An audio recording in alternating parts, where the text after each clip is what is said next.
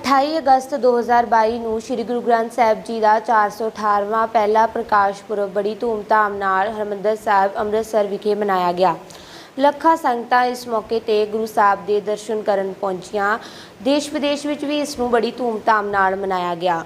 ਗੁਰੂ ਗ੍ਰੰਥ ਸਾਹਿਬ ਜੀ ਨੂੰ 10 ਗੁਰੂਆਂ ਦੀ ਜੋਤ ਮੰਨਿਆ ਜਾਂਦਾ ਹੈ। ਇਸ ਦੇ 1430 ਅੰਗ ਹਨ, ਜਿਸ ਵਿੱਚ 6 ਗੁਰੂ ਸਾਹਿਬਾਨਾਂ, 15 ਭਗਤਾਂ, 11 ਭੱਟਾਂ, 4 ਸਿੱਖਾਂ ਦੀ ਬਾਣੀ ਦਰਜ ਹੈ। ਗੁਰੂ ਗ੍ਰੰਥ ਸਾਹਿਬ ਜੀ ਸਾਂਝੀਵਾਲਤਾ ਦਾ ਪ੍ਰਤੀਕ ਹਨ। ਅੱਜ ਆਪਾਂ ਗੁਰੂ ਗ੍ਰੰਥ ਸਾਹਿਬ ਜੀ ਦੇ ਪਹਿਲੇ ਪ੍ਰਕਾਸ਼ ਪੁਰਬ ਦੇ ਸੰਬੰਧ ਵਿੱਚ ਗੁਰੂ ਗ੍ਰੰਥ ਸਾਹਿਬ ਜੀ ਦੇ ਉੱਤੇ ਗੱਲ ਕਰਾਂਗੇ। ਸਭ ਤੋਂ ਪਹਿਲਾਂ ਮੈਂ ਤੁਹਾਡਾ ਆਪਣੇ ਚੈਨਲ 'ਤੇ ਸਵਾਗਤ ਕਰਦੀ ਹਾਂ। ਮੇਰਾ ਨਾਮ ਰਾਜਵੀਰ ਕੌਰ ਹੈ। ਤੁਸੀਂ ਸੁਣ ਰਹੇ ਹੋ ਅਪ ਟੂ ਡੇਟ ਪੋਡਕਾਸਟ ਅਤੇ ਦੇਖ ਰਹੇ ਹੋ ਨਿਊਜ਼ ਵਿਲਾ। ਅਤੇ ਅੱਜ ਮੇਰੇ ਨਾਲ ਗੁਰਦੁਆਰਾ ਰਾਮਸਰ ਸਾਹਿਬ ਦੇ ਹੈੱਡ ਗ੍ਰੰਥੀ ਅਤੇ ਕਥਾਵਾਚਕ ਗਿਆਨੀ ਗੁਰਮੇਲ ਸਿੰਘ ਜੀ ਜੁੜੇ ਹੋਏ ਹਨ, ਜਿਨ੍ਹਾਂ ਦੇ ਨਾਲ ਮੈਂ ਗੁਰੂ ਗ੍ਰੰਥ ਸਾਹਿਬ ਜੀ ਦੇ ਉੱਤੇ ਗੱਲਬਾਤ ਕਰਾਂਗੇ ਅਤੇ ਤੁਹਾਡੇ ਨਾਲ ਵਿਚਾਰਾਂ ਸਾਂਝੀਆਂ ਕਰਾਂਗੇ। ਸਭ ਤੋਂ ਪਹਿਲਾਂ ਮੈਂ ਉਹਨਾਂ ਦਾ ਸਵਾਗਤ ਕਰਦੀ ਹਾਂ। ਵਾਹਿਗੁਰੂ ਜੀ ਕਾ ਖਾਲਸਾ, ਵਾਹਿਗੁਰੂ ਜੀ ਕੀ ਫਤਿਹ। ਸੋ ਬਾਬਾ ਜੀ, ਸਭ ਤੋਂ ਪਹਿਲਾਂ ਮੈਂ ਇਹ ਪੁੱਛਣਾ ਚਾਹੁੰਦੀ ਹਾਂ ਕਿ ਗੁਰੂ ਗ੍ਰੰਥ ਸਾਹਿਬ ਜੀ ਦੇ ਪਹਿਲੇ ਪ੍ਰਕਾਸ਼ ਪੁਰਬ ਦੇ ਇਤਿਹਾਸ ਬਾਰੇ ਦੱਸੋ ਅਤੇ ਇੱਕ ਜਿਹੜਾ ਸੰਗਤ ਦੇ ਵਿੱਚ ਸੰਪੂਰਨਤਾ ਦਿਵਸ ਨੂੰ ਲੈ ਕੇ ਜਿਹੜੀ ਕਨਫਿਊਜ਼ਨ ਹੈ ਉਸ ਨੂੰ ਵੀ ਦੂਰ ਕਰੋ। ਹਾਂਜੀ, ਸਭ ਤੋਂ ਪਹਿਲਾਂ ਆਪ ਸਮੂਹ ਸੰਗਤਾਂ ਨੂੰ ਵਾਹਿਗੁਰੂ ਜੀ ਕਾ ਖਾਲਸਾ, ਵਾਹਿਗੁਰੂ ਜੀ ਕੀ ਫਤਿਹ।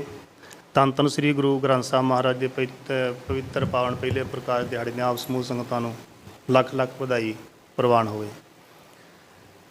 ਇੱਕ ਪ੍ਰਕਾਸ਼ ਦਿਹਾੜਾ ਸ੍ਰੀ ਗੁਰੂ ਗ੍ਰੰਥ ਸਾਹਿਬ ਮਹਾਰਾਜ ਜੀ ਦਾ ਆਪਾਂ ਅੱਜ ਮਨਾ ਰਹੇ ਹਾਂ। ਇਹ ਧੁਰ ਕੀ ਬਾਣੀ ਆਈ ਤਿਨ ਸਗਲੀ ਚਿੰਤ ਮਿਟਾਈ, ਇਲਾਹੀ ਬਾਣੀ ਜਿਹੜੀ ਦੇਣ ਹੈ ਸਾਨੂੰ ਸ੍ਰੀ ਗੁਰੂ ਅਰਜਨ ਦੇਵ ਪਾਤਸ਼ਾਹ ਮਹਾਰਾਜ ਸੱਚੇ ਪਾਤਸ਼ਾਹ ਜੀ ਦੀ। ਸਤਿਗੁਰੂ ਪਾਤਸ਼ਾਹ ਨੇ ਸਾਨੂੰ ਬਹੁਤ ਵਡਮੁੱਲੀ ਦਾਤ ਬਖਸ਼ਿਸ਼ ਕੀਤੀ ਆ, ਕਿਉਂਕਿ ਸਾਨੂੰ ਕਲਯੁਗ ਜੀਵਾਂ ਨੂੰ ਇਸ ਸੰਸਾਰ ਦੇ ਵਿੱਚ ਆਪਣਾ ਉਧਾਰ ਕਰਨ ਵਾਸਤੇ, ਪਰਮੇਸ਼ਰ ਦੀ ਪ੍ਰਾਪਤੀ ਕਰਨ ਦੇ ਸਾਧਨ ਰਸਤੇ ਵਾਸਤੇ ਇਹ ਚੀਜ਼ ਦੀ ਬਹੁਤ ਵੱਡੀ ਜ਼ਰੂਰਤ ਸੀ। ਉਹ ਜ਼ਰੂਰਤ ਨੂੰ ਪੂਰੀ ਕਰਦਿਆਂ ਹੋਇਆਂ ਸ੍ਰੀ ਗੁਰੂ ਅਰਜਨ ਦੇਵ ਸੱਚੇ ਪਾਤਸ਼ਾਹ ਮਹਾਰਾਜ ਜੀ ਨੇ ਸਾਡੀ ਝੋਲੀ ਦੇ ਵਿੱਚ ਬਹੁਤ ਵਡਮੁੱਲੀ ਦਾਤ ਜਿਹੜੀ ਹੈ ਧੁਰ ਕੀ ਬਾਣੀ ਦੀ ਪਾਈ ਹੈ। ਇਲਾਹੀ ਬਾਣੀ ਦੀ ਦਾਤ ਜਿਹੜੀ ਸਤਿਗੁਰੂ ਪਾਤਸ਼ਾਹ ਸ੍ਰੀ ਗੁਰੂ ਅਰਜਨ ਦੇਵ ਪਾਤਸ਼ਾਹ ਮਹਾਰਾਜ ਜੀ ਨੇ ਪਾਈ ਹੈ। ਧੰਨ ਧੰਨ ਸ੍ਰੀ ਗੁਰੂ ਨਾਨਕ ਦੇਵ ਪਾਤਸ਼ਾਹ ਸੱਚੇ ਪਾਤਸ਼ਾਹ ਜੀ ਤੋਂ ਲੈ ਕਰਕੇ ਸ੍ਰੀ ਗੁਰੂ ਅੰਗਦ ਦੇਵ ਸੱਚੇ ਪਾਤਸ਼ਾਹ ਜੀ, ਸ੍ਰੀ ਗੁਰੂ ਅਮਰਦਾਸ ਸੱਚੇ ਪਾਤਸ਼ਾਹ ਜੀ, ਸ੍ਰੀ ਗੁਰੂ ਰਾਮਦਾਸ ਸੱਚੇ ਪਾਤਸ਼ਾਹ ਜੀ ਅਤੇ ਹੋਰ ਬੇਅੰਤ ਭਗਤਾਂ ਦੀ ਬਾਣੀ ਨੂੰ ਇਕੱਤਰ ਕਰਕੇ ਸ੍ਰੀ ਗੁਰੂ ਅਰਜਨ ਦੇਵ ਪਾਤਸ਼ਾਹ ਮਹਾਰਾਜ ਜੀ ਨੇ ਆਪਣੀ ਬਾਣੀ ਧੁਰ ਕੀ ਬਾਣੀ ਜਿਹੜਾ ਉਚਾਰਨ ਕੀਤਾ, ਜਿਹੜੀ ਬਾਣੀ ਰਚੀ, ਉਹਨੂੰ ਵੀ ਦਰਜ ਕਰਕੇ ਸਤਿਗੁਰੂ ਪਾਤਸ਼ਾਹ ਨੇ ਤਰਤੀਬਵਾਰ ਰਾਗਾਂ ਦੇ ਵਿੱਚ ਬਾਣੀ ਦਰਜ ਕਰਕੇ ਸਤਿਗੁਰੂ ਪਾਤਸ਼ਾਹ ਨੇ ਇੱਕ ਗ੍ਰੰਥ ਤਿਆਰ ਕੀਤਾ। ਉਹ ਗ੍ਰੰਥ ਨੂੰ ਸਤਿਗੁਰੂ ਪਾਤਸ਼ਾਹ ਜੀ ਨੇ ਆਦਿ ਬੀੜ ਦਾ ਨਾਮ ਦਿੱਤਾ ਅਤੇ ਉਸ ਆਦਿ ਬੀੜ ਨੂੰ ਸਤਿਗੁਰੂ ਪਾਤਸ਼ਾਹ ਮਹਾਰਾਜ ਜੀ ਨੇ ਪਵਿੱਤਰ ਪਾਵਨ ਗੁਰੂ ਰਾਮਦਾਸ ਸਾਹਿਬ ਜੀ ਦੀ ਧਰਤੀ ਸ੍ਰੀ ਹਰਿਮੰਦਰ ਸਾਹਿਬ, ਜਿਹੜਾ ਕਿ ਅੰਮ੍ਰਿਤ ਸਰੋਵਰ ਸ੍ਰੀ ਗੁਰੂ ਅਰਜਨ ਦੇਵ ਸਾਹਿਬ ਜੀ ਨੇ ਪੱਕਾ ਕਰਾਇਆ, ਅਤੇ ਉਹਦੇ ਵਿੱਚ ਸ੍ਰੀ ਹਰਿਮੰਦਰ ਸਾਹਿਬ ਜੀ ਦੀ ਨੀਂਹ ਜਿਹੜੀ ਹੈ ਉਹ ਅਤੀ ਸਤਿਕਾਰਯੋਗ ਸਾਈਂ ਮੀਆਂ ਮੀਰ ਜੀ ਕੋਲੋਂ ਰੱਖ ਕਰਕੇ ਉਹ ਸ੍ਰੀ ਹਰਿਮੰਦਰ ਸਾਹਿਬ ਨੂੰ ਉਸਾਰਿਆ ਅਤੇ ਉਸ ਦੇ ਵਿੱਚ ਸ੍ਰੀ ਗੁਰੂ ਅਰਜਨ ਦੇਵ ਪਾਤਸ਼ਾਹ ਮਹਾਰਾਜ ਜੀ ਨੇ ਸ੍ਰੀ ਗੁਰੂ ਗ੍ਰੰਥ ਸਾਹਿਬ ਮਹਾਰਾਜ ਜੀ ਦਾ ਪ੍ਰਕਾਸ਼ ਕੀਤਾ। ਉਹਨੂੰ ਆਪਾਂ ਕਹਿੰਦੇ ਹਾਂ ਵੀ ਇਹ ਪਹਿਲਾ ਪ੍ਰਕਾਸ਼ ਸ੍ਰੀ ਗੁਰੂ ਅਰਜਨ ਦੇਵ ਪਾਤਸ਼ਾਹ ਮਹਾਰਾਜ ਜੀ ਨੂੰ ਸ੍ਰੀ ਹਰਿਮੰਦਰ ਸਾਹਿਬ ਦਰਬਾਰ ਸਾਹਿਬ ਕੀਤਾ। ਉਸ ਦਿਹਾੜੇ ਨੂੰ ਆਪਾਂ ਕਹਿੰਦੇ ਹਾਂ ਵੀ ਪਹਿਲਾ ਪ੍ਰਕਾਸ਼ ਪੁਰਬ। ਅਸਲ ਦੇ ਵਿੱਚ ਅਸੀਂ ਗੁਰੂ ਗ੍ਰੰਥ ਸਾਹਿਬ ਮਹਾਰਾਜ ਜੀ ਦੇ 3 ਪੁਰਬ ਆਮ ਤੌਰ 'ਤੇ ਮਨਾਉਂਦੇ ਹਾਂ। ਪਹਿਲਾ ਤਾਂ ਪ੍ਰਕਾਸ਼ ਪੁਰਬ ਮਨਾਉਂਦੇ ਹਾਂ, ਫਿਰ ਅਸੀਂ ਸੰਪੂਰਨਤਾ ਦਿਵਸ ਵੀ ਮਨਾਉਂਦੇ ਹਾਂ, ਅਤੇ ਤੀਸਰਾ ਅਸੀਂ ਸ੍ਰੀ ਗੁਰੂ ਗ੍ਰੰਥ ਸਾਹਿਬ ਮਹਾਰਾਜ ਜੀ ਦਾ ਗੁਰਗੱਦੀ ਦਿਵਸ ਮਨਾਉਂਦੇ ਹਾਂ। 28 ਤਰੀਕ ਨੂੰ ਸ੍ਰੀ ਗੁਰੂ ਗ੍ਰੰਥ ਸਾਹਿਬ ਮਹਾਰਾਜ ਦਾ ਪ੍ਰਕਾਸ਼ ਪੁਰਬ ਹੈ। ਉਸ ਤੋਂ ਇੱਕ ਦਿਨ ਪਹਿਲਾਂ ਸੰਪੂਰਨਤਾ ਦਿਵਸ ਵੀ ਮਨਾਇਆ ਗਿਆ। ਇਹਦੇ ਵਿੱਚ ਥੋੜ੍ਹਾ ਜਿਹਾ ਕਨਫਿਊਜ਼ਿੰਗ ਭੁਲੇਖਾ ਇਸ ਤਰ੍ਹਾਂ ਪੈ ਗਿਆ ਵੀ ਸੰਪੂਰਨਤਾ ਦਿਵਸ ਪਹਿਲਾਂ ਆ ਰਿਹਾ ਅਤੇ ਗੁਰਗੱਦੀ ਦਿਵਸ ਪ੍ਰਕਾਸ਼ ਦਿਹਾੜਾ ਬਾਅਦ 'ਚ ਆ ਰਿਹਾ। ਇਹ 'ਚ ਇੱਦਾਂ ਭੁਲੇਖਾ ਪੈ ਗਿਆ ਵੀ ਸੰਪੂਰਨਤਾ ਜਿਹੜੀ ਹੈ ਉਹ ਸ੍ਰੀ ਗੁਰੂ ਅਰਜਨ ਦੇਵ ਪਾਤਸ਼ਾਹ ਨੇ ਕੀਤੀ ਪਹਿਲੋਂ, ਜਾਂ ਕਿ ਗੁਰੂ ਗੋਬਿੰਦ ਸਿੰਘ ਮਹਾਰਾਜ ਜੀ ਨੇ। ਉਹ ਭੁਲੇਖਾ ਇਸ ਕਰਕੇ ਪਿਆ ਵੀ ਸੰਪੂਰਨਤਾ ਦਿਵਸ ਪਹਿਲਾਂ ਆਇਆ ਅਤੇ ਇਹ ਪ੍ਰਕਾਸ਼ ਦਿਹਾੜਾ ਬਾਅਦ 'ਚ ਆ ਗਿਆ। ਅਸਲ ਦੇ ਵਿੱਚ ਪ੍ਰਕਾਸ਼ ਪੁਰਬ ਪਹਿਲਾਂ ਮਨਾਇਆ ਗਿਆ, ਪ੍ਰਕਾਸ਼ ਪੁਰਬ ਪਹਿਲਾਂ ਮਨਾਇਆ ਗਿਆ, ਅਤੇ ਸੰਪੂਰਨਤਾ ਦਿਵਸ ਅਤੇ ਗੁਰਗੱਦੀ ਦਿਵਸ ਜਿਹੜੇ ਉਹ 2 ਪੁਰਬ ਬਾਅਦ 'ਚ ਮਨਾਏ ਗਏ। ਸ੍ਰੀ ਗੁਰੂ ਅਰਜਨ ਦੇਵ ਪਾਤਸ਼ਾਹ ਮਹਾਰਾਜ ਜੀ ਨੇ ਜਦੋਂ ਹਰਿਮੰਦਰ ਸਾਹਿਬ ਦੇ ਵਿੱਚ ਆਦਿ ਬੀੜ ਦਾ ਪ੍ਰਕਾਸ਼ ਕੀਤਾ, ਉਸ ਆਦਿ ਬੀੜ ਨੂੰ ਸੰਭਾਲਣ ਵਾਸਤੇ, ਉਹਦੀ ਸੁਚੱਜੇ ਢੰਗ ਦੇ ਨਾਲ ਸੇਵਾ ਹੋ ਸਕੇ, ਸਾਂਭ ਸੰਭਾਲ ਹੋ ਸਕੇ, ਉਸ ਆਦਿ ਬੀੜ ਇਲਾਹੀ ਬਾਣੀ ਦਾ ਗ੍ਰੰਥ ਜਿਹੜਾ ਸੰਕਲਨ ਕੀਤਾ, ਸੰਪਾਦਨ ਕੀਤਾ, ਉਹਦੀ ਸੇਵਾ ਸੰਭਾਲ ਵਾਸਤੇ, ਉਹਦੇ ਵੱਧ ਤੋਂ ਵੱਧ ਸਤਿਕਾਰ ਵਾਸਤੇ ਸਤਿਗੁਰੂ ਪਾਤਸ਼ਾਹ ਸਭ ਤੋਂ ਪਹਿਲੋਂ ਯੋਗ ਸਿੱਖ ਦੀ ਚੋਣ ਕੀਤੀ। ਉਹ ਯੋਗ ਸਿੱਖ ਦੇ ਵਿੱਚ ਸਤਿਗੁਰੂ ਪਾਤਸ਼ਾਹ ਨੇ ਅਤੀ ਸਤਿਕਾਰਯੋਗ ਬਾਬਾ ਬੁੱਢਾ ਸਾਹਿਬ ਜੀ ਦੀ ਚੋਣ ਕੀਤੀ। ਉਹਨਾਂ ਨੂੰ ਜ਼ਿੰਮੇਵਾਰੀ ਬਖਸ਼ੀ ਵੀ ਤੁਸੀਂ ਬਾਬਾ ਜੀ ਇਹਨਾਂ ਦੀ ਸਤਿਕਾਰ ਕਰਨਾ, ਇਹਨਾਂ ਦੀ ਸੇਵਾ ਸੰਭਾਲ ਦਾ ਕਾਰਜ ਬਾਬਾ ਬੁੱਢਾ ਜੀ ਨੂੰ ਉਹਨਾਂ ਨੇ ਬਖਸ਼ਿਸ਼ ਕੀਤਾ ਸਤਿਗੁਰੂ ਜੀ ਨੇ। ਅਤੇ ਬਾਬਾ ਬੁੱਢਾ ਜੀ ਦੇ ਪਵਿੱਤਰ ਸੀਸ ਦੇ ਉੱਤੇ ਆਦਿ ਬੀੜ ਆਦਿ ਗ੍ਰੰਥ ਰੱਖ ਕੇ ਸ੍ਰੀ ਸਤਿਗੁਰੂ ਜੀ ਆਪ ਚੌਰ ਕਰਕੇ ਸ੍ਰੀ ਹਰਿਮੰਦਰ ਸਾਹਿਬ ਲਿਜਾ ਕਰਕੇ ਉੱਥੇ ਪ੍ਰਕਾਸ਼ ਕੀਤਾ। ਫਿਰ ਗੁਰੂ ਅਰਜਨ ਦੇਵ ਪਾਤਸ਼ਾਹ ਮਹਾਰਾਜ ਜੀ ਨੇ ਬਾਬਾ ਬੁੱਢਾ ਜੀ ਨੂੰ ਹੁਕਮ ਕੀਤਾ ਕਿ ਹੁਣ ਤੁਸੀਂ ਆਵਾਜ਼ਾਂ ਲਓ, ਭਾਵ ਹੁਕਮਨਾਮਾ ਲਓ। ਉਦੋਂ ਹੁਕਮਨਾਮਾ ਲਿਆ ਬਾਬਾ ਬੁੱਢਾ ਜੀ ਨੇ, ਸੰਤਾਂ ਕੇ ਕਾਰਜ ਆਪ ਖਲੋਆ, ਹਰ ਕੰਮ ਕਰਾਵਣ ਆਇਆ ਰਾਮ। ਇਹ ਹੁਕਮਨਾਮਾ ਬਾਬਾ ਬੁੱਢਾ ਸਾਹਿਬ ਜੀ ਨੇ ਲਿਆ ਅਤੇ ਸਾਰੀ ਸੰਗਤ ਨੇ ਨਮਸਕਾਰ ਕੀਤੀ ਉਸ ਪਵਿੱਤਰ ਬੀੜ ਨੂੰ। ਇਸ ਤੋਂ ਬਾਅਦ ਸਤਿਗੁਰੂ ਸ੍ਰੀ ਗੁਰੂ ਗੋਬਿੰਦ ਸਿੰਘ ਮਹਾਰਾਜ ਜੀ ਨੇ ਸੰਪੂਰਨਤਾ ਬਾਤ ਉੱਚ ਕੀਤੀ। ਉਹ ਸੰਪੂਰਨਤਾ ਕਰ ਸਮੇਂ ਸਤਿਗੁਰੂ ਪਾਤਸ਼ਾਹ ਮਹਾਰਾਜ ਚਮਕੌਰ ਦੀ ਜੰਗ ਲੜ ਕੇ ਆਲਮਗੀਰ ਹੁੰਦੇ ਹੋਏ, ਰਸਤਾ ਤੈਅ ਕਰਦੇ ਹੋਏ, ਪਿੰਡਾਂ ਕਰਦੇ ਮੰਜ਼ਿਲ ਮਾਰਦੇ ਹੋਏ ਖਰਦਰਾਣੀ ਢਾਬ ਤੋਂ ਅੱਗੇ ਤਖਤ ਸ੍ਰੀ ਦਮਦਮਾ ਸਾਹਿਬ ਸਾਬੋ ਕੀ ਤਲਵੰਡੀ ਪੁੱਜੇ। ਉੱਥੇ ਸ੍ਰੀ ਗੁਰੂ ਗੋਬਿੰਦ ਸਿੰਘ ਮਹਾਰਾਜ ਜੀ ਨੇ ਸੰਪੂਰਨਤਾ ਕੀਤੀ ਇਸ ਗ੍ਰੰਥ ਦੀ। ਜਿਹੜੀ ਬਾਣੀ ਗੁਰੂ ਤੇਗ ਬਹਾਦਰ ਸਾਹਿਬ ਜੀ ਦੀ ਦਰਜ ਨਹੀਂ ਸੀ, ਸ੍ਰੀ ਗੁਰੂ ਗੋਬਿੰਦ ਸਿੰਘ ਮਹਾਰਾਜ ਜੀ ਨੇ ਸ੍ਰੀ ਗੁਰੂ ਤੇਗ ਬਹਾਦਰ ਜੀ ਦੀ ਬਾਣੀ ਰਾਗਾਂ ਦੇ ਵਿੱਚ ਤਰਤੀਬਵਾਰ ਦਰਜ ਕੀਤੀ। ਅਤੇ ਇੱਕ ਰਾਗ ਅਜਿਹਾ ਹੈ ਜਿਹਦੇ ਵਿੱਚ ਕੇਵਲ ਅਤੇ ਕੇਵਲ ਸ੍ਰੀ ਗੁਰੂ ਤੇਗ ਬਹਾਦਰ ਸਾਹਿਬ ਸੱਚੇ ਪਾਤਸ਼ਾਹ ਦੀ ਬਾਣੀ ਆ। ਉਹ ਪਵਿੱਤਰ ਰਾਗ ਹੈ ਜੈ ਜੈਵੰਤੀ। ਉਹ 1352 ਪਾਵਨ ਅੰਗ 'ਤੇ ਹੁੰਦਾ। ਉਸ ਤੋਂ ਬਾਅਦ ਸ਼ਲੋਕ ਮਹੱਲਾ 9ਵਾਂ, ਜਿਹੜਾ ਆਪਾਂ ਭੋਗਾਂ ਦੇ ਸ਼ਲੋਕ ਜਿਹਨੂੰ ਕਹਿ ਦਿੰਦੇ ਹਾਂ, ਭੋਗ ਦੇ ਸਮੇਂ ਸ਼ਲੋਕ ਪੜ੍ਹੇ ਜਾਂਦੇ, ਉਹ ਬਾਣੀ ਦਰਜ ਕਰਕੇ ਸਤਿਗੁਰੂ ਪਾਤਸ਼ਾਹ ਜੀ ਨੇ ਉੱਥੇ ਸੰਪੂਰਨਤਾ ਕੀਤੀ। ਅਤੇ ਸ੍ਰੀ ਗੁਰੂ ਗੋਬਿੰਦ ਸਿੰਘ ਮਹਾਰਾਜ ਜੀ ਜਿੰਨੀ ਬਾਣੀ ਲਿਖਾਉਂਦੇ ਸਨ, ਭਾਈ ਮਣੀ ਸਿੰਘ ਨੂੰ ਲਿਖਾਰੀ ਲਗਾਇਆ ਸੀ, ਜਿੰਨੀ ਬਾਣੀ ਲਿਖਾਉਂਦੇ ਸਨ ਨਾਲ ਦੀ ਨਾਲ ਉਹ ਬਾਣੀ ਨੂੰ ਪੜ੍ਹਾ ਕੇ ਅਤੇ ਅਰਥ ਸਮਝਾਉਂਦੇ ਸਨ ਸਿੰਘਾਂ ਨੂੰ। ਸਿੱਖ ਬਹਿ ਕੇ ਉੱਥੇ ਅਰਥ ਸੁਣਦੇ ਸਨ ਅਤੇ ਬਾਣੀ ਨੂੰ ਸਮਝਦੇ ਸਨ ਅਤੇ ਅਰਥਾਂ ਨੂੰ ਵੀ ਸਮਝਦੇ ਸਨ। ਸਤਿਗੁਰੂ ਪਾਤਸ਼ਾਹ ਮਹਾਰਾਜ ਜੀ ਨੇ ਜਦੋਂ ਲਿਖ ਕੇ ਭਾਈ ਮਣੀ ਸਿੰਘ ਜੀ ਵਿਸ਼ਰਾਮ ਕਰਦੇ ਸੋ ਜਿਹੜੇ ਕਲਮਾਂ ਸਨ ਉਹ ਸਰੋਵਰ ਦੇ ਵਿੱਚ ਸੁੱਟ ਦਿੰਦੇ ਸਨ ਜਾਂ ਭੇਟ ਕਰ ਦਿੰਦੇ ਸਨ।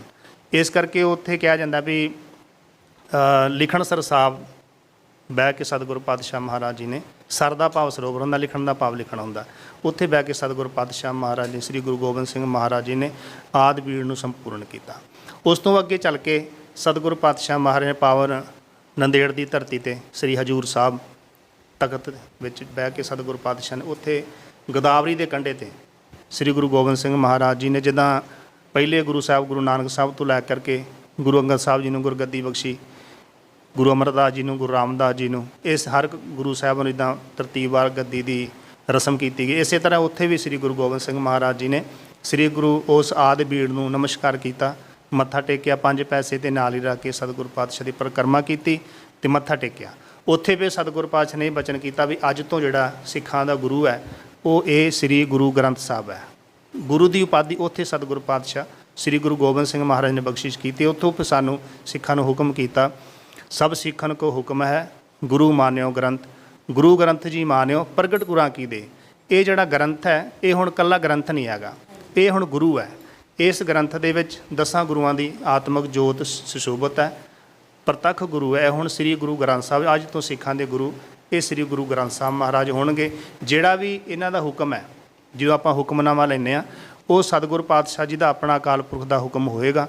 ਜਿਹੜਾ ਵੀ ਕਾਰਜ ਕਰਨਾ ਅਰਦਾਸ ਬੇਨਤੀ ਕਰਕੇ ਹੁਕਮਨਾਮਾ ਲੈ ਕੇ ਉਹ ਹੁਕਮਨਾਮੇ ਦੇ ਮੁਤਾਬਕ ਆਪਣੇ ਕਾਰਜ ਨੂੰ ਕਰਨਾ। ਅਤੇ ਅੱਜ ਤੋਂ ਤੁਹਾਡਾ ਸਿੱਖਾਂ ਦਾ ਸਾਡਾ ਜਿਹੜਾ ਗੁਰੂ ਹੈ ਸ੍ਰੀ ਗੁਰੂ ਗ੍ਰੰਥ ਸਾਹਿਬ, ਕੇਵਲ ਅਤੇ ਕੇਵਲ ਗੁਰੂ ਦੇਹਧਾਰੀ ਨਹੀਂ, ਇਸ ਸ਼ਬਦ ਗੁਰੂ ਨੂੰ ਸ੍ਰੀ ਗੁਰੂ ਗ੍ਰੰਥ ਸਾਹਿਬ ਜੀ ਨੂੰ ਗੁਰੂ ਮੰਨਣਾ। ਇਹ ਹੁਕਮ ਹੈ ਅਕਾਲ ਪੁਰਖ ਦਾ, ਸਭ ਸਿੱਖਣ ਕੋ ਹੁਕਮ ਹੈ ਗੁਰੂ ਮਾਨਿਓ ਗ੍ਰੰਥ। ਇਸ ਤਰ੍ਹਾਂ ਕਰਕੇ ਇਹ 3 ਦਿਹਾੜੇ ਜਿਹੜੇ ਗੁਰੂ ਗ੍ਰੰਥ ਸਾਹਿਬ ਮਹਾਰਾਜ ਜੀ ਦੇ ਪ੍ਰਕਾਸ਼ ਪੁਰਬ, ਸੰਪੂਰਨਤਾ ਦਿਵਸ ਅਤੇ ਗੁਰਗੱਦੀ ਦਿਵਸ, ਇਹ ਆਮ ਕਰਕੇ ਇਸ ਤਰ੍ਹਾਂ ਦੇ ਨਾਲ ਮਨਾਏ ਜਾਂਦੇ ਨੇ ਸਤਿਗੁਰੂ ਪਾਤਸ਼ਾਹ ਜੀ। ਅੱਜ ਦੇ ਸਮੇਂ ਦੇ ਵਿੱਚ ਗੁਰੂ ਗ੍ਰੰਥ ਸਾਹਿਬ ਜੀ ਦੀ ਕੀ ਮਹੱਤਤਾ ਹੈ? ਜਿਹੜੀ ਗੁਰੂ ਗ੍ਰੰਥ ਸਾਹਿਬ ਮਹਾਰਾਜ ਜੀ ਦੀ ਮਹਾਨਤਾ ਉਹ ਪਹਿਲੇ ਯੁੱਗ ਦੇ ਵਿੱਚ ਵੀ ਓਨੀ ਸੀ ਅਤੇ ਜਿਹੜੀ ਅੱਜ ਦੇ ਯੁੱਗ ਦੇ ਵਿੱਚ ਹੈ ਅੱਜ ਵੀ ਓਨੀ ਹੈ ਅਤੇ ਆਉਣ ਵਾਲੇ ਸਮੇਂ ਦੇ ਵਿੱਚ ਵੀ ਓਨੀ ਰਹੇਗੀ। ਕੋਈ ਆਦਿ ਸੱਚ ਜੁਗਾਦ ਸੱਚ ਹੈ ਭੀ ਸੱਚ, ਨਾਨਕ ਹੋਸੀ ਭੀ ਸੱਚ। ਕਿਉਂ ਜਿਹੜਾ ਸੱਚ ਹੈ ਨਾ, ਸੱਚ ਦੀ ਮਹਾਨਤਾ ਹਮੇਸ਼ਾ ਹੀ ਵੱਧਦੀ ਰਹਿੰਦੀ ਹੈ। ਅਤੇ ਅਜੋਕੇ ਸਮੇਂ ਦੀ ਆਪਾਂ ਚਲੋ ਗੱਲ ਕਰ ਲਈਏ। ਸਤਿਗੁਰੂ ਸ੍ਰੀ ਗੁਰੂ ਅਰਜਨ ਦੇਵ ਪਾਤਸ਼ਾਹ ਮਹਾਰਾਜ ਜੀ ਨੇ ਮੁੰਦਾਵਣੀ ਸ਼ਬਦ ਦੇ ਵਿੱਚ ਅਕਾਲ ਪੁਰਖ ਦੀ, ਸ਼ਬਦ ਗੁਰੂ ਦੀ, ਗੁਰੂ ਗ੍ਰੰਥ ਸਾਹਿਬ ਮਹਾਰਾਜ ਜੀ ਦੀ ਮਹਾਨਤਾ ਅੰਕਿਤ ਕੀਤੀ ਹੈ। ਇਹ ਮਹਾਨਤਾ ਸਤਿਗੁਰੂ ਪਾਤਸ਼ਾਹ ਬਖਸ਼ੇ ਕਰਦੇ ਵੀ ਜਿਹੜਾ ਸੰਸਾਰ ਹੈ ਨਾ, ਸੰਸਾਰ ਦੇ ਵਿੱਚ ਬਹੁਤ ਤੀਬਰਤਾ ਦੇ ਨਾਲ, ਬਹੁਤ ਤੇਜ਼ੀ ਦੇ ਨਾਲ ਇੱਕ ਇੱਛਾ ਹਰ ਇੱਕ ਇਨਸਾਨ ਦੀ, ਹਰ ਇੱਕ ਮਨੁੱਖ ਦੀ ਕਿ ਮੈਂ ਉੱਚਮ ਤਖਤ ਨੂੰ ਪਹੁੰਚਾਂ, ਹਰ ਪੱਧਰ ਤੋਂ ਉੱਚਾ ਉੱਠਾਂ, ਮੈਂ ਤਰੱਕੀ ਕਰਾਂ ਹਰ ਲੈਵਲ ਤੋਂ, ਮਾਨਸਿਕ ਤੌਰ 'ਤੇ, ਸਰੀਰਕ ਤੌਰ 'ਤੇ, ਆਤਮਿਕ ਤੌਰ 'ਤੇ ਅਤੇ ਬੌਧਿਕ ਤੌਰ 'ਤੇ ਮੈਂ ਉੱਚਾ ਉੱਠਾਂ, ਮੇਰਾ ਉਧਾਰ ਹੋਵੇ। ਆਪਣਾ ਉਧਾਰ ਕਰਨ ਵਾਸਤੇ ਇਹ ਤੀਬਰਤਾ ਹੈ, ਤੀਬਰ ਇੱਛਾ ਹਰ ਇੱਕ ਇਨਸਾਨ ਦੀ, ਹਰ ਮਨੁੱਖ ਦੀ। ਪਰ ਉਹ ਜਿਹੜਾ ਉਧਾਰ ਦਾ ਭਾਵ ਇਹੀ ਹੈ ਕਿ ਮਾਨਸਿਕ ਤੌਰ 'ਤੇ ਬੰਦਾ ਉੱਚਾ ਉੱਠੇ, ਸਰੀਰਕ ਤੌਰ 'ਤੇ ਅਤੇ ਆਤਮਿਕ ਤੌਰ 'ਤੇ ਅਤੇ ਬੌਧਿਕ ਤੌਰ 'ਤੇ। ਇਹ ਹੈਗਾ ਉਧਾਰ ਦਾ ਸਿਧਾਂਤ। ਅਗਲੀ ਗੱਲ ਆ ਗਈ ਅਗਿਆਨਤਾ ਦੀ, ਤਮ ਸੰਸਾਰ, ਤਮ ਸੰਸਾਰ ਹੈ ਨਾ। ਸਤਿਗੁਰੂ ਪਾਤਸ਼ਾਹ ਕਹਿੰਦੇ ਵੀ ਜਿਹੜਾ ਸੰਸਾਰ ਹੈ ਫਿਰ ਇਹ ਅਗਿਆਨਤਾ ਦੇ ਅੰਧੇਰੇ ਵਿੱਚ ਫਸਿਆ। ਅਗਿਆਨਤਾ ਦਾ ਜਿਹੜਾ ਹਨੇਰਾ ਨਾ ਉਹ ਗਿਆਨ ਦੂਰ ਕਰਦਾ, ਅਤੇ ਜਿੰਨਾ ਚਿਰ ਸਾਨੂੰ ਗਿਆਨ ਦੀ ਪ੍ਰਾਪਤੀ ਨਹੀਂ ਹੁੰਦੀ ਉਹਨਾਂ ਤੱਕ ਸਾਡਾ ਉਧਾਰ ਨਹੀਂ ਹੁੰਦਾ। ਹਰ ਇੱਕ ਬੰਦਾ ਚਾਹੁੰਦਾ ਵੀ ਮੇਰਾ ਉਧਾਰ ਹੋਵੇ, ਉਹ ਤੀਬਰ ਇੱਛਾ ਜ਼ਰੂਰ ਹੈ ਵੀ ਮੈਂ ਹਰ ਇੱਕ ਪੱਖੋਂ ਸੰਸਾਰਿਕ ਤੌਰ 'ਤੇ ਹਰ ਲੈਵਲ ਤੋਂ ਉੱਪਰ ਉੱਠਾਂ, ਪਰ ਉਹ ਅਗਿਆਨਤਾ ਦੇ ਕਾਰਨ ਸਾਨੂੰ ਉਧਾਰ ਦਾ ਰਸਤਾ ਨਜ਼ਰ ਨਹੀਂ ਆ ਰਿਹਾ। ਜਿੰਨਾ ਚਿਰ ਸਾਡਾ ਅਗਿਆਨ ਦੂਰ ਨਹੀਂ ਹੁੰਦਾ, ਗਿਆਨ ਦਾ ਪ੍ਰਕਾਸ਼ ਨਹੀਂ ਹੁੰਦਾ, ਉਹਨਾਂ ਚਿਰ ਅਸੀਂ ਉਧਾਰ ਦਾ ਰਸਤਾ ਤੈਅ ਨਹੀਂ ਕਰ ਸਕਦੇ, ਕਿਉਂਕਿ ਹੁਣ ਨਜ਼ਰ ਨਹੀਂ ਆਉਣਾ। ਅਤੇ ਸਤਿਗੁਰੂ ਪਾਤਸ਼ਾਹ ਸ੍ਰੀ ਗੁਰੂ ਅਰਜਨ ਦੇਵ ਜੀ ਨੇ ਬਹੁਤ ਵਧੀਆ ਵਿਚਾਰ ਦਿੱਤੇ ਨੇ, ਬਹੁਤ ਵਧੀਆ ਸਾਨੂੰ ਬਖਸ਼ਿਸ਼ ਦਿੱਤੀ ਹੈ ਅਗਿਆਨ ਦੂਰ ਕਰਨ ਵਾਸਤੇ। ਜਿਹੜਾ ਗਿਆਨ ਅਸੀਂ ਦੂਰ ਕਰਕੇ ਗਿਆਨ ਦਾ ਚਾਨਣ ਸਾਨੂੰ ਹੋ ਜਾਵੇ ਤਾਂ ਅਸੀਂ ਆਪਣੇ ਉਧਾਰ ਦਾ ਰਸਤਾ ਤੈਅ ਕਰ ਸਕੀਏ, ਸਾਨੂੰ ਪਤਾ ਲੱਗ ਜਾਏ ਉਧਾਰ ਕਿਵੇਂ ਹੋਣਾ, ਅਸੀਂ ਹਰ ਇੱਕ ਲੈਵਲ ਤੋਂ ਕਿਵੇਂ ਉੱਠਣਾ, ਮਾਨਸਿਕ ਤੌਰ 'ਤੇ, ਦਿਮਾਗੀ ਤੌਰ 'ਤੇ, ਬੌਧਿਕ ਤੌਰ 'ਤੇ ਕਿਵੇਂ ਅਸੀਂ ਉੱਠਣਾ। ਸ੍ਰੀ ਗੁਰੂ ਅਰਜਨ ਦੇਵ ਪਾਤਸ਼ਾਹ ਮਹਾਰਾਜ ਜੀ ਕਹਿੰਦੇ ਵੀ ਥਾਲ ਵਿੱਚ 3 ਵਸਤੂ ਪਈ ਹੋ, ਭਾਵ 3 ਗਿਣਤੀ ਵਾਲੇ 3 ਜਿਹੜੇ ਹੁੰਦੇ ਨੇ, 3 ਵਸਤੂ ਪਈ ਹੋ। ਸ੍ਰੀ ਗੁਰੂ ਅਰਜਨ ਦੇਵ ਪਾਤਸ਼ਾਹ ਮਹਾਰਾਜ ਜੀ ਨੇ ਥਾਲ ਰੂਪੀ ਸ੍ਰੀ ਗੁਰੂ ਗ੍ਰੰਥ ਸਾਹਿਬ ਰੂਪੀ ਥਾਲ ਦੇ ਵਿੱਚ ਸਾਨੂੰ ਬਹੁਤ ਵਧੀਆ 3 ਵਸਤੂਆਂ ਪਰੋਸ ਕੇ ਦਿੱਤੀਆਂ ਨੇ। ਅਤੇ ਇਸੇ ਗੁਰੂ ਗ੍ਰੰਥ ਸਾਹਿਬ ਮਹਾਰਾਜ ਜੀ ਦੇ ਵਿੱਚ 10 ਗੁਰੂਆਂ ਦੀ ਆਤਮਿਕ ਜੋਤ ਸੁਸ਼ੋਭਿਤ ਹੈ, ਸਾਕਸ਼ਾਤ ਸ੍ਰੀ ਗੁਰੂ ਗ੍ਰੰਥ ਸਾਹਿਬ ਹਾਜ਼ਰ ਨਾਜ ਪ੍ਰਤੱਖ ਗੁਰੂ 10 ਗੁਰੂ ਸਾਹਿਬਾਨ ਸੱਚੇ ਪਾਤਸ਼ਾਹ। ਅਤੇ ਹੁਣ ਥਾਲ ਦੇ ਵਿੱਚ ਵਸਤੂਆਂ ਕਿਹੜੀਆਂ ਨੇ, ਗੁਰੂ ਗ੍ਰੰਥ ਸਾਹਿਬ ਜੀ ਵਿੱਚ ਕਿਹੜੀਆਂ ਉਹ ਵਸਤੂਆਂ ਨੇ ਜਿਹੜਾ ਨਾਲ ਅਸੀਂ ਆਪਣਾ ਉਧਾਰ ਕਰ ਸਕੀਏ ਜਾਂ ਆਪਣਾ ਉਧਾਰ ਦਾ ਰਸਤਾ ਦੇਖ ਸਕੀਏ। ਸਤਿਗੁਰੂ ਪਾਤਸ਼ਾਹ ਕਹਿੰਦੇ ਵੀ ਸਤ ਸੰਤੋਖ ਵਿਚਾਰੋ ਅੰਮ੍ਰਿਤ ਨਾਮ ਠਾਕੁਰ ਕਾ ਪਇਓ ਜਿਸ ਕਾ ਸਬਸ ਆਧਾਰੋ। ਸਤ ਦੀ ਵਿਚਾਰ ਸਤਿਗੁਰੂ ਪਾਤਸ਼ਾਹ ਨੇ ਬਖਸ਼ਿਸ਼ ਕੀਤੀ ਹੈ, ਸੰਤੋਖ ਦੀ ਵਿਚਾਰ ਦਿੱਤੀ ਹੈ ਅਤੇ ਅੰਮ੍ਰਿਤ ਨਾਮ ਦੀ ਵਿਚਾਰ ਦਿੱਤੀ ਹੈ।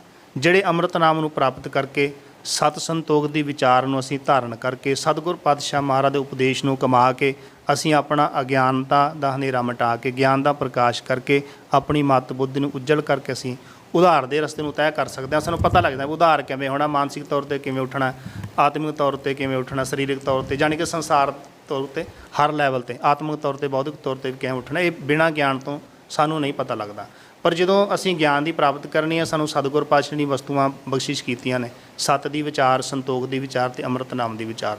ਇਹ ਜਿਹੜੀਆਂ ਵਿਚਾਰਾਂ ਸਤਿਗੁਰ ਸਾਨੂੰ ਬਖਸ਼ਿਸ਼ ਕੀਤੀਆਂ ਨੇ, ਅਸੀਂ ਇਹਨਾਂ ਨੂੰ ਵਿਚਾਰਾਂਗੇ, ਅਸੀਂ ਇਹਨਾਂ ਨੂੰ ਪੜ੍ਹਾਂਗੇ ਅਤੇ ਸਤਿਗੁਰ ਪਾਤਸ਼ਾਹ ਮਹਾਰਾਜ ਜੀ ਦੇ ਵਿਚਾਰ ਨੂੰ ਅਸੀਂ ਹਾਸਲ ਕਰਾਂਗੇ। ਅਤੇ ਫਿਰ ਅਸੀਂ ਸ਼ਬਦ ਗੁਰੂ ਨੂੰ ਪੜ੍ਹ ਕੇ ਉਹ ਸ਼ਬਦ ਦੀ ਜਿਹੜੀ ਸੇਧ ਹੈ, ਉਹ ਸ਼ਬਦ ਦੀ ਸੇਧ ਲੈ ਕੇ ਅਸੀਂ ਸਤਿਗੁਰੂ ਪਾਤਸ਼ਾਹ ਮਹਾਰਾਜ ਜੀ ਦੇ ਵਿਚਾਰ ਨੂੰ ਹਾਸਲ ਕਰਕੇ ਫਿਰ ਅਸੀਂ ਗਿਆਨ ਪ੍ਰਾਪਤ ਕਰ ਸਕਦੇ ਹਾਂ। ਉਸ ਗਿਆਨ ਦੇ ਪ੍ਰਕਾਸ਼ ਦੇ ਨਾਲ ਅਸੀਂ ਆਪਣਾ ਜਿਹੜਾ ਚਾਹੁੰਦੇ ਹਾਂ ਕਿ ਸਾਡਾ ਉਧਾਰ ਹੋਵੇ ਹਰ ਲੈਵਲ 'ਤੇ, ਉਸ ਉਧਾਰ ਦਾ ਰਸਤਾ ਜਿਹੜਾ ਅਸੀਂ ਫਿਰ ਤੈਅ ਕਰ ਸਕਦੇ ਹਾਂ। ਇਹ ਮਹਾਨਤਾ ਸਤਿਗੁਰੂ ਪਾਤਸ਼ਾਹ ਮਹਾਰਾਜ ਨੇ ਬੇਅੰਤ ਬਾਣੀ ਦੇ ਵਿੱਚ ਬਖਸ਼ਿਸ਼ ਕੀਤੀ। ਗੁਰੂ ਕੀ ਹੈ? ਗੁਰੂ ਫਿਰ ਆਪਾਂ ਇੱਥੋਂ ਹੀ ਗੱਲ ਸ਼ੁਰੂ ਕਰ ਲੈਂਦੇ ਹਾਂ, ਸ੍ਰੀ ਗੁਰੂ ਗ੍ਰੰਥ ਸਾਹਿਬ ਜੀ ਤੋਂ। ਸ੍ਰੀ ਗੁਰੂ ਗ੍ਰੰਥ ਸਾਹਿਬ ਗੁਰੂ ਹੈ, ਪ੍ਰਤੱਖ ਗੁਰੂ ਹੈ, ਇਹ 'ਚ ਕੋਈ ਸ਼ੰਕਾ ਨਹੀਂ ਹੈ। ਗੁਰੂ ਜਿਹੜਾ ਅਗਿਆਨਤਾ ਦਾ ਹਨੇਰਾ ਦੂਰ ਕਰਦਾ, ਅਗਿਆਨ ਦੂਰ ਕਰਦਾ ਅਤੇ ਗਿਆਨ ਬਖਸ਼ਦਾ। ਸਤਿਗੁਰੂ ਪਾਤਸ਼ਾਹ ਨੇ ਬਾਣੀ ਵਿੱਚ ਬਖਸ਼ਿਸ਼ ਕੀਤਾ ਵੀ ਗੁਰ ਬਿਨ ਅੰਧਾਰ, ਗੁਰ ਬਿਨ ਘੋਰ ਅੰਧਾਰ, ਗੁਰੂ ਬਿਨ ਸਮਝ ਨਾ ਆਵੈ। ਗੁਰੂ ਤੋਂ ਬਗੈਰ ਬਹੁਤ ਘੋਰ ਅੰਧਾਰ ਹੈ। ਆਹ ਰਾਤ ਵਾਲਾ ਹਨੇਰੇ ਦੀ ਗੱਲ ਨਹੀਂ ਕੀਤੀ ਸੱਚੇ ਪਾਤਸ਼ਾਹ ਨੇ। ਸਤਿਗੁਰ ਕਹਿੰਦੇ ਵੀ ਅਗਿਆਨਤਾ ਦੇ ਹਨੇਰੇ ਦੀ ਅਤੇ ਗਿਆਨ ਦੇ ਪ੍ਰਕਾਸ਼ ਦੀ ਗੱਲ ਕੀਤੀ ਆ। ਇਹ 'ਤੇ ਚਾਨਣ ਹੁੰਦਿਆਂ ਗੁਰ ਬਿਨ ਘੋਰ ਅੰਧਾਰ, ਗੁਰੂ ਤੋਂ ਬਿਨਾਂ ਸਾਨੂੰ ਗਿਆਨ ਪ੍ਰਾਪਤ ਨਹੀਂ ਹੁੰਦਾ। ਉਹ ਗੱਲ ਵੱਖਰੀ ਹੈ ਕਿ ਵਡਿਆਈ ਹੈ ਅਕਾਲ ਪੁਰਖ ਦੀ, ਉਸ ਪਰਮੇਸ਼ਰ ਦੀ, ਉਹ ਕਣ ਕਣ ਦੇ ਵਿੱਚ, ਜਰੇ ਜਰੇ ਦੇ ਵਿੱਚ, ਹਰ ਮਨੁੱਖ ਦੇ ਵਿੱਚ, ਹਰ ਜੀਵ ਦੇ ਵਿੱਚ, ਹਰ ਬਨਸਪਤੀ ਵਿੱਚ ਰਮਿਆ ਹੋਇਆ।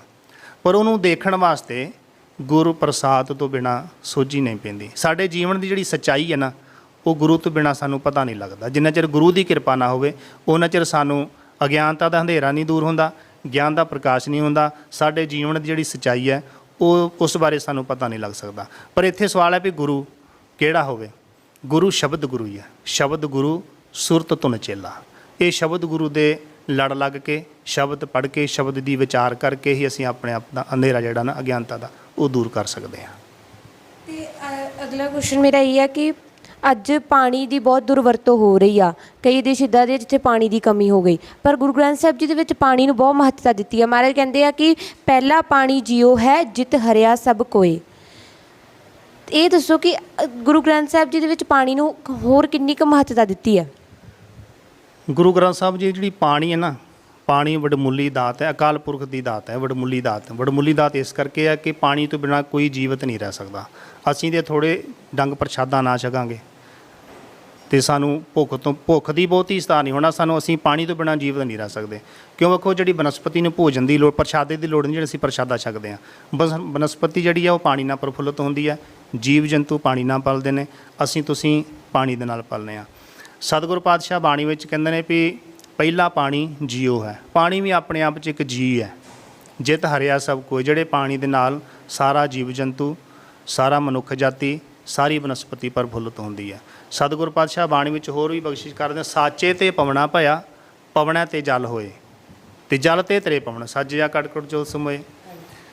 ਉਹ ਅਕਾਲ ਪੁਰਖ ਦੇ ਹੁਕਮ ਦੇ ਨਾਲ ਹਵਾ ਦੀ ਪ੍ਰਾਪਤੀ ਹੋਈ। ਹਵਾ ਤੋਂ ਬਾਅਦ ਵਿੱਚ ਪਾਣੀ ਹੋਂਦ ਵਿੱਚ ਆਉਂਦਾ। ਪਾਣੀ ਤੋਂ ਬਾਅਦ ਧਰਤੀ ਤੇ ਆਕਾਸ਼ ਹੋਂਦ ਵਿੱਚ ਆਉਂਦੇ ਨੇ। ਕਿਉਂ ਜੋ ਪਾਣੀ ਦੀ ਪ੍ਰਾਪਤੀ ਹੋ ਗਈ, ਪਾਣੀ ਦੇ ਚੱਲਣ ਵਾਸਤੇ ਧਰਤੀ ਚਾਹੀਦੀ ਹੈ। ਧਰਤੀ ਦੀ ਪ੍ਰਾਪਤੀ ਹੋਈ, ਧਰਤੀ ਹੋਂਦ ਵਿੱਚ ਆਈ ਤੇ ਆਕਾਸ਼ ਵੀ ਹੋਂਦ ਵਿੱਚ ਆਇਆ। ਸਾਚੇ ਤੇ ਪਵਣਾ ਭਇਆ, ਪਵਣਾ ਤੇ ਜਲ ਹੋਏ, ਜਲ ਤੇ ਤੇਰੇ ਪਵਨ ਸਾਜਿਆ ਘਟ ਘਟ ਜੋਤ ਸਮੋਏ। ਫਿਰ ਉਹ ਸ੍ਰਿਸ਼ਟੀ ਬਣੀ, ਬਨਸਪਤੀ ਬਣੀ, ਜੀਵ ਜੰਤੂ ਪੈਦਾ ਹੋਏ। ਉਹ ਹਰ ਕਣ ਕਣ ਦੇ ਵਿੱਚ, ਜੀਵ ਜੰਤੂ ਦੇ ਵਿੱਚ, ਹਰ ਬਨਸਪਤੀ ਦੇ ਵਿੱਚ ਉਹ ਪਰਮੇਸ਼ਰ ਫਿਰ ਆਪ ਰਮ ਗਿਆ। ਹਰ ਚੀਜ਼ ਦੇ ਵਿੱਚ ਉਹ ਪਰਮੇਸ਼ਰ ਰਮਿਆ ਹੋਇਆ। ਤੇ ਪਾਣੀ ਮੇਰੇ ਖਿਆਲ ਦੇ ਨਾਲ ਜਿਹੜੀ ਪਾਣੀ ਹੈ ਨਾ, ਪਾਣੀ ਤੇ ਬਾਣੀ ਦੋਨਾਂ ਦੀ ਸੰਭਾਲ ਕਰਨੀ ਜ਼ਰੂਰੀ ਹੈ। ਕਿਉਂ ਪਾਣੀ ਨੂੰ ਸੰਭਾਲ ਕੇ ਵਰਤਣਾ ਚਾਹੀਦਾ ਤੇ ਬਾਣੀ ਨੂੰ ਆਪਣੇ ਜੀਵਨ ਦੇ ਵਿੱਚ ਵੱਧ ਤੋਂ ਵੱਧ ਵਰਤਣਾ ਚਾਹੀਦਾ। ਕਿਉਂਕਿ ਪਾਣੀ ਦਾ ਬਹੁਤ ਮੁੱਦਾ ਚੱਲਦਾ ਪਿਆ ਹੈ ਨਾ। ਆਪਾਂ ਪਾਣੀ ਧਰਤੀ ਦੇ ਵਿੱਚ ਖਤਮ ਹੁੰਦਾ ਜਾਂਦਾ, ਕਿੰਨੇ ਲੈਵਲ ਤੱਕ ਪਾਣੀ ਡੂੰਘਾ ਚੱਲ ਗਿਆ। ਇਸ ਕਰਕੇ ਪਾਣੀ ਜਿੰਨਾ ਅਸੀਂ ਸੰਭਾਲ ਕੇ ਵਰਤ ਸਕੀਏ ਉਹਨੇ ਸਾਡੇ ਲਈ ਚੰਗੀ ਗੱਲ ਹੈ। ਤੇ ਦੂਜੀ ਗੱਲ ਮੈਂ ਬਾਣੀ ਦੀ ਕੀਤੀ ਹੈ, ਜਿੰਨੀ ਅਸੀਂ ਬਾਣੀ ਜੀਵਨ ਦੇ ਵਿੱਚ ਪੜ੍ਹ ਲਾਂਗੇ, ਬਾਣੀ ਨੂੰ ਵਿਚਾਰ ਲਾਂਗੇ, ਜਿੰਨੀ ਅਸੀਂ ਬਾਣੀ ਜੀਵਨ ਦੇ ਵਿੱਚ ਢਾਲ ਲਵਾਂਗੇ, ਵਰਤ ਲਵਾਂਗੇ, ਉਹਨਾਂ ਸਾਡਾ ਜੀਵਨ ਦਾ ਉਧਾਰ ਹੋ ਜਾਏਗਾ। ਜੇ ਅਸੀਂ ਪਾਣੀ ਨੂੰ ਸੰਭਾਲ ਕੇ ਵਰਤਾਂਗੇ, ਸਾਡੀ ਪਾਣੀ ਦੀ ਬੱਚਤ ਹੋ ਜਾਏਗੀ, ਤਾਂ ਆਉਣ ਵਾਲੇ ਸਮੇਂ ਜਿਹੜੀ ਪਾਣੀ ਦੀ ਪਰੇਸ਼ਾਨੀਆਂ, ਦਿੱਕਤਾਂ ਨੇ, ਇਹ ਆਉਣੋਂ ਹਟ ਜਾਣਗੀਆਂ। ਅੱਜ 21ਵੀਂ ਸਦੀ ਹੋ ਗਈ ਆ ਤਾਂ ਵੀ ਲੋਕ ਅਖੌਤੀ ਸਾਧਾਂ ਦੇ ਮਗਰ ਲੱਗੇ ਹੋਏ ਆ, ਜਿਹੜੇ ਪਖੰਡ ਦੇ ਮਗਰ ਲੱਗੇ ਹੋਏ ਆ। ਤੇ ਪਰ ਗੁਰੂ ਗ੍ਰੰਥ ਸਾਹਿਬ ਜੀ ਤਾਂ ਸਾਨੂੰ ਇਹਨਾਂ ਪਖੰਡਾਂ ਦੇ ਵਿੱਚੋਂ ਕੱਢ ਕੇ ਗਏ ਆ। ਗੁਰੂ ਜੀ ਦੀ ਬਾਣੀ ਤਾਂ ਸਾਨੂੰ ਕਹਿੰਦੀ ਹੈ ਕਿ ਤੁਸੀਂ ਸ਼ਬਦ ਗੁਰੂ ਨੂੰ ਮੰਨਣਾ, ਪਰ ਫਿਰ ਵੀ ਲੋਕ ਜਿਹੜੇ ਆ ਇਹਨਾਂ ਸਾਧਾਂ ਦੇ ਆ ਪਖੰਡਾਂ ਦੇ ਵਿੱਚ ਪਏ ਹੋਏ ਆ।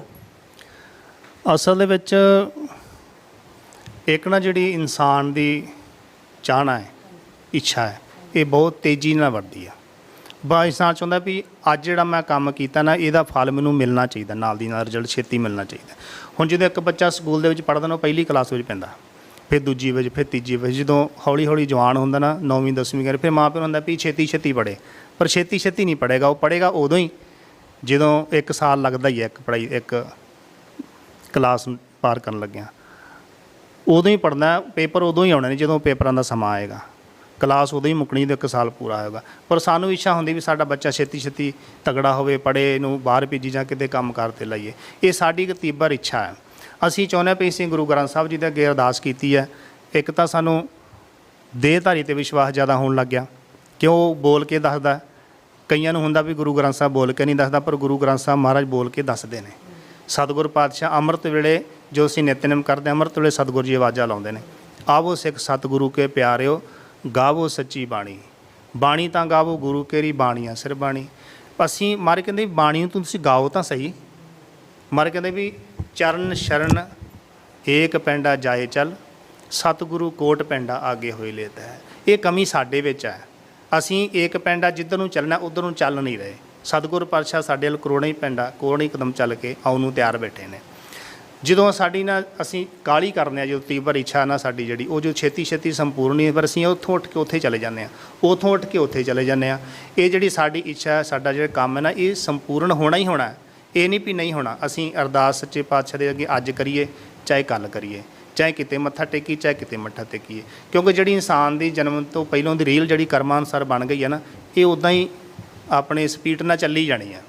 ਜਿੱਦਾਂ ਕਿ ਫਿਲਮ ਚੱਲਦੀ ਹੈ ਨਾ, ਇੱਦਾਂ ਜੀਵ ਦੇ ਜਿਹੜੇ ਕਰਮਾਂ ਦੀ ਫਿਲਮ ਹੈ, ਸੱਚੇ ਪਾਤਸ਼ਾਹ ਨੇ ਰਚਨਾ ਰਚ ਦਿੱਤੀ ਅਤੇ ਆਪਣੇ ਸਮੇਂ ਦੇ ਨਾਲ ਚੱਲਦੀ ਰਹਿਣੀ ਆ।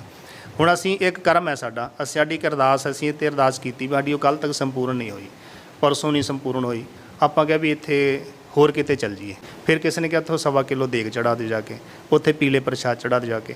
ਫਿਰ ਐਕਚੁਅਲੀ ਕੀ ਆ, ਉਹਨਾਂ ਚਿਰ ਆਉਂਦਾ ਸਾਡਾ ਉਹਨਾਂ ਕੰਮ ਦਾ ਸਮਾਂ ਕਾਰਜ ਦਾ ਆ ਜਾਂਦਾ, ਸਾਡਾ ਕਾਰਜ ਹੋ ਜਾਂਦਾ। ਤੋਂ ਲਾਸਟ 'ਤੇ ਜਾ ਕੇ ਜਦੋਂ ਸਾਡਾ ਕਾਰਜ ਹੁੰਦਾ, ਉੱਥੇ ਪੀਲੇ ਚੌਲ ਚੜ੍ਹਾਉਂਦੇ ਹੁੰਦੇ ਆ ਜਾਂ ਦੇਗ ਚੜ੍ਹਾਉਂਦੇ ਹੁੰਦੇ ਆ। ਤੋ ਹੈ ਤਾਂ ਕਰਮਾਂ ਦੇ ਨਾਲ ਹੀ ਹੈ। ਸਾਡਾ ਕਰਮ ਜਦੋਂ ਆ ਗਿਆ, ਕਾਰਜ ਸਾਡਾ ਪੂਰਾ ਹੋ ਗਿਆ, ਤਾਂ ਸਾਨੂੰ ਵਿਸ਼ਵਾਸ ਹੋ ਗਿਆ ਵੀ ਇਸ ਪੀਲੇ ਚੌਲ ਚੜ੍ਹਾਏ ਸੀ, ਉਸ ਅਸੀਂ ਉੱਥੇ ਦੂਜੇ ਨੂੰ ਕਹਾਂਗੇ ਉੱਥੇ ਪੀਲੇ ਚੌਲ ਚੜ੍ਹਾ ਕੇ ਆ। ਵੀ ਇੱਦਾਂ ਨਾ ਥੋੜ੍ਹਾ ਕਨਫਿਊਜ਼ਿੰਗ ਦੇ ਨਾਲ ਵੀ ਥੋੜ੍ਹਾ ਵਹਿਮਾਂ 'ਚ ਪੈ ਗਏ ਹਾਂ ਅਸੀਂ। ਅਤੇ ਸਾਨੂੰ ਕਾਹਲੀ ਨਹੀਂ ਕਰਨੀ ਚਾਹੀਦੀ। ਜਿਹੜਾ ਸਤਿਗੁਰ ਪਾਤਸ਼ਾਹ ਮਹਾਰਾਜ ਦਾ ਆਪਾਂ ਅਰਦਾਸ ਕਰੇ, ਹੁਕਮਨਾਮਾ ਲੈਂਦੇ ਹਾਂ, ਜੇ ਅਸੀਂ ਹੁਕਮ ਦੇ ਮੁਤਾਬਕ ਚੱਲਾਂਗੇ ਤਾਂ ਸਾਨੂੰ ਕਾਹਲੀ ਕਰਨ ਦੀ ਲੋੜ ਨਹੀਂ। ਉਹ ਪਰਮੇਸ਼ਰ ਜਿਹੜਾ ਨਾ ਸਾਰਾ ਕੁਝ ਦਿੰਦਾ ਹੈ, ਜੋ ਮੰਗੇ ਠਾਕੁਰ ਆਪਣੇ ਤੇ ਸੋਈ ਦੇਵੇ। ਅਸੀਂ ਉਹ ਤੋਂ ਜੋ ਮੰਗਾਂਗੇ ਨਾ ਉਹ ਸਾਨੂੰ ਦਿੰਦਾ ਹੈ।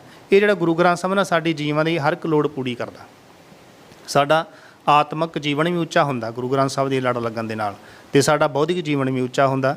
ਅਸੀਂ ਹਰ ਇੱਕ ਤੌਰ 'ਤੇ ਸਾਡਾ ਉਦਾਹਰਨ ਹੁੰਦਾ, ਅਸੀਂ ਹਰ ਪੱਖੋਂ ਤਰੱਕੀ ਕਰਨੇ ਆ, ਕਿਉਂਕਿ ਸਾਇੰਸ ਵੀ ਗੁਰੂ ਗ੍ਰੰਥ ਸਾਹਿਬ ਦੇ ਵਿੱਚ ਬਹੁਤ ਹੈ, ਗੁਰਮਤ ਵੀ ਬਹੁਤ ਹੈ ਹੀ ਗੁਰਮਤਿ ਹੈ ਸਾਰੀ।